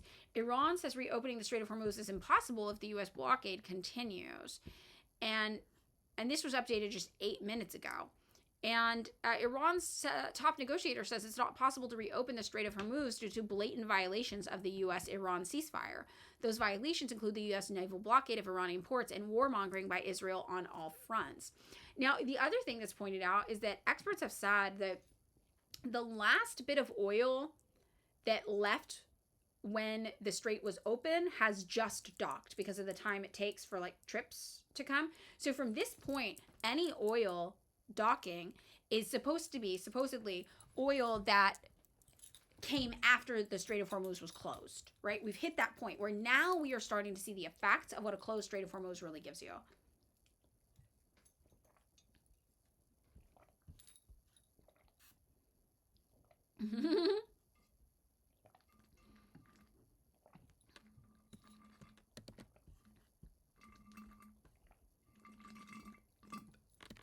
Okay, I'm out of water. You did it. You successfully waterboarded me. I'm out of water. So I feel like we're really going to start to see, I also opened that link you sent, Malrash. I feel like we're really going to start to see the effects of what it means to have the Strait of Hormuz closed starting now. Like, shit's probably about to get even worse now, if I had to guess. Refill the water. It's in a different room. We're almost done for the day. Tomorrow. This is going to keep the people who are talking about Epstein eating babies distracted with new conspiracies based on poorly made interferences. Exactly. And that doesn't mean that there wasn't real stuff in the Epstein files. There certainly was real stuff in the Epstein files. But look at what people clung to. They clung to stories that were deemed not credible, right? That didn't quite add up, but they were super, super sensational. And you know, you don't have to believe the crazy stories. There's real stories that are bad, right? But this is always the issue we run into. People want to believe it's the Illuminati because they don't want to believe it's just rich guys, right? They want to believe there's a secret society because they don't want to believe the truth, which is that Karl Marx is right and it's just like a handful of bourgeoisie who don't give a fuck about you controlling everything. So this is, I think, really interesting. And the thing that it always gets me is that corruption, fraud, you know, all these interesting stories that are ignored by the masses, just average everyday rich people doing fucked up rich people things, the everyday normalized commodification of women under capitalism that leads to 60-year-old men thinking it's totally normal and hot even to try to have sex with a teenager. Like, this stuff is so commonplace. The masses find it boring, but they will get titillated by a sensational story where you add in extra bullshit that doesn't really need to be taken seriously, right? For these to still be considered serious issues. And they go off course. They veer off course into this conspiracy theory slop. It is so fascinating to me because there is potential there. They are interested in learning about a small group of people who secretly control everything, but God fucking forbid they connect it to what's really happening. They connect it to it's the bourgeoisie, it's the owning class. It's Donald Trump. It's Jeff Bezos. It's all these rich guys. It's their rich guy friends. It's Northrop Grumman. It is JD Vance. Like, this is it. And guess what? It's just those people because Republicans won. Before that, it was Barack Obama. It was Joe Biden. It would have been Kamala Harris. It would have been all the same, right? It's like how Alex Jones has been right for 30 years, but in the wrong way. Exactly. And they love these conspiracy theories, but they fail to understand there's just one conspiracy, and it's not a theory, and it's that rich people don't care about you. That's it. Everything can best be summed up with rich people don't care about you. They don't care about you. They don't care about any of us, right? Why did Donald Trump want to go to war in Iran? Because he wanted to get cheaper access to oil on more advantageous terms. And he was willing to send regular average day Americans to go die for that cause. Why? Because he wants to get richer off oil, and he doesn't care about you. He doesn't care if you die for him to get richer off oil. That's it. It's the conspiracy. That's it. You know, why did all of these scientists go missing? And really, if you look at every story, it's because we don't have access to elderly care in the United States, right? We don't have access to great health care in the United States. We have seniors walking off into the woods, not being properly cared for. It's because rich people don't care about us. We have a woman who I would guess probably was experiencing domestic abuse, and had to walk away from her own life, probably. If that's true, why would they be? It's because rich people don't care about women. They don't care about domestic abuse. They don't care about domestic violence. It's not a fun type of violence against women to care. That's not beneficial. You know, we have a woman clearly in the middle of a mental break, mentally unwell, what's the conspiracy there? Is that rich people don't want to give you mental health care access. That's it. Rich people don't care about her. They don't care about you. And that's really what it all comes down to. All of these stories are rich people don't care about you, but they have to create a new narrative that's rich people not caring about you in a more fun and specific way. And also, it's got to be the rich people in China. It can't be the American rich people doing it, right? Yeah, rich people are doing domestic abuse. We just had a whole file drop about it. Exactly. These are the abusers, right? So it's very interesting. Or yes, as Brody says, it's only a few specific rich people that don't care about you. George Soros and Bill Gates. He's like, none of these fucking people care about you, man. Yeah, that's all it comes down to. You don't need to invent conspiracy theories. Yeah. Nearly 1 million people die preventable deaths in the United States every single year. Deaths linked to poverty or inequality. Even people with good jobs don't have access to the health care they need. It's too costly for insurance companies. We don't have resources for the elderly. We don't have community centers for the elderly, right? So, people don't want to believe that simple truth. That's it. So I think that's really interesting for us to talk about. And I think it probably is getting dropped right now as a distraction about how bad things are going in Iran. These kind of, the alien stories, the conspiracy stories, they are jingling keys in front of babies. So they don't look over there. And what's really going on over there is we're getting our fucking shit handed to us. We're getting our shit rocked, like in this war with Iran. And Iran is a lot more prepared to wait the war out than we are. We didn't think this would happen.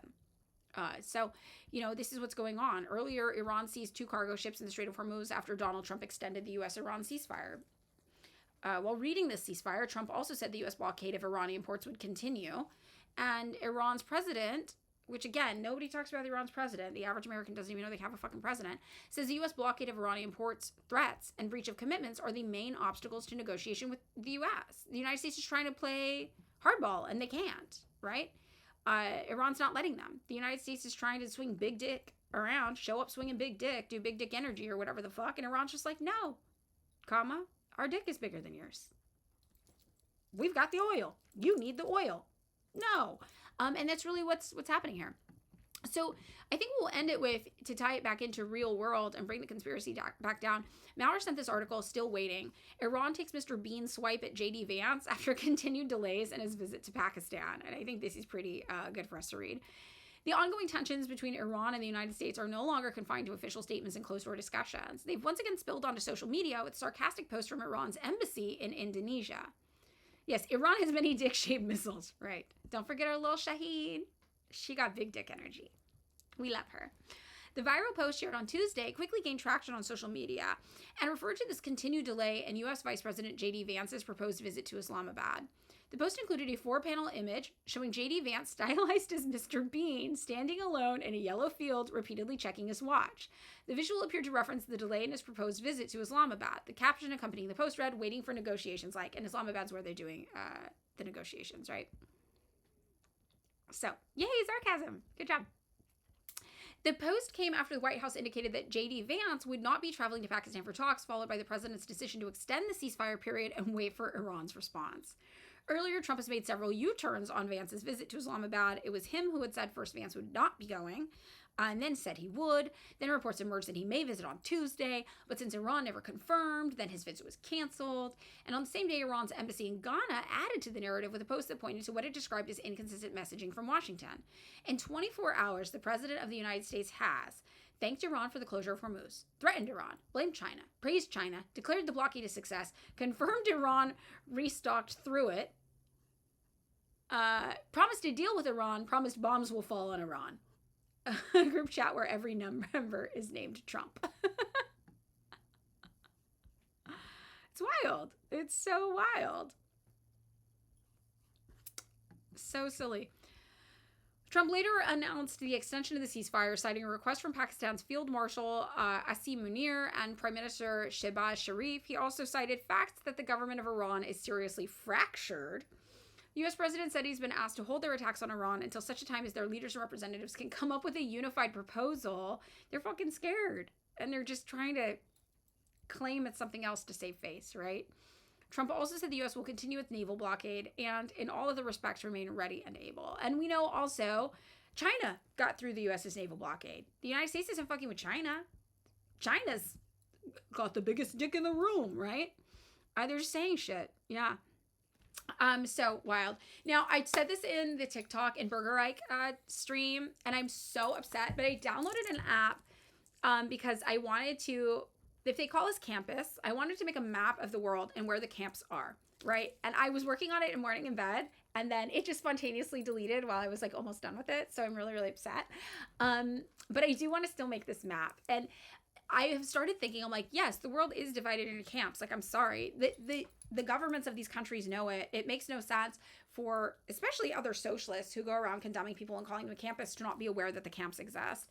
And the way I identified the camps is this. There's the evil empire, literally the evil empire, and it is the United States.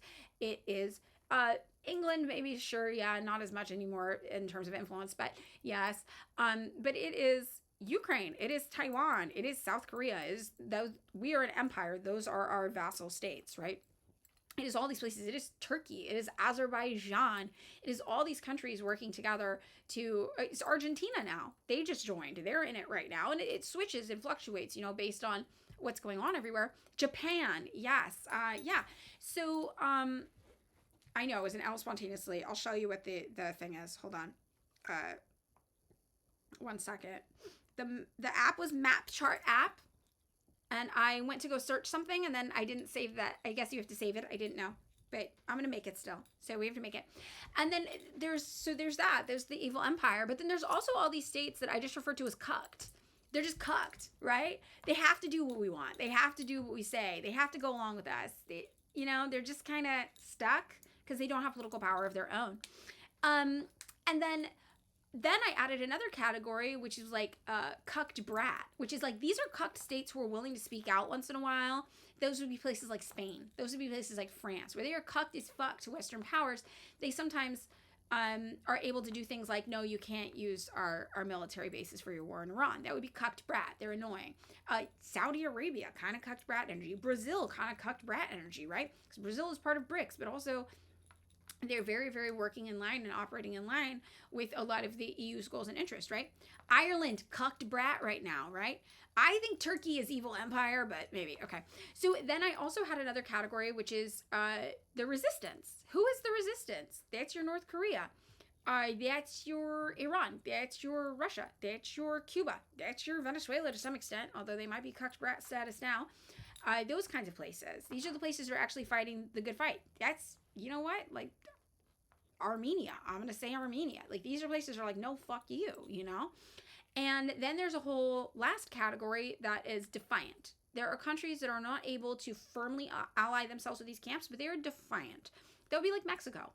Mexico's defiant. They're not willing to fully stand up, but they're willing to do a little bit. So these are the camps that the world actually does exist in. And it does not benefit anybody to be so politically unaware that you refuse to acknowledge that and recognize that.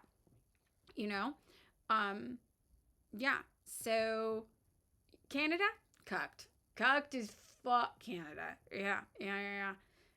So I'm going to make the map again for us, and maybe we'll have a chance to look at it on Friday or something like that. Tomorrow we're going to do a Lenin read.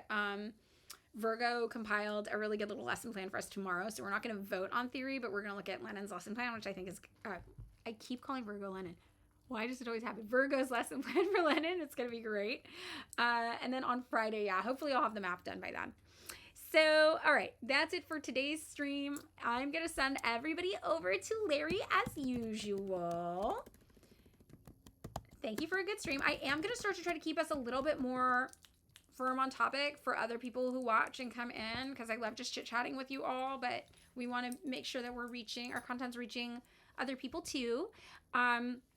So go hang with Larry, and I will see you all tomorrow.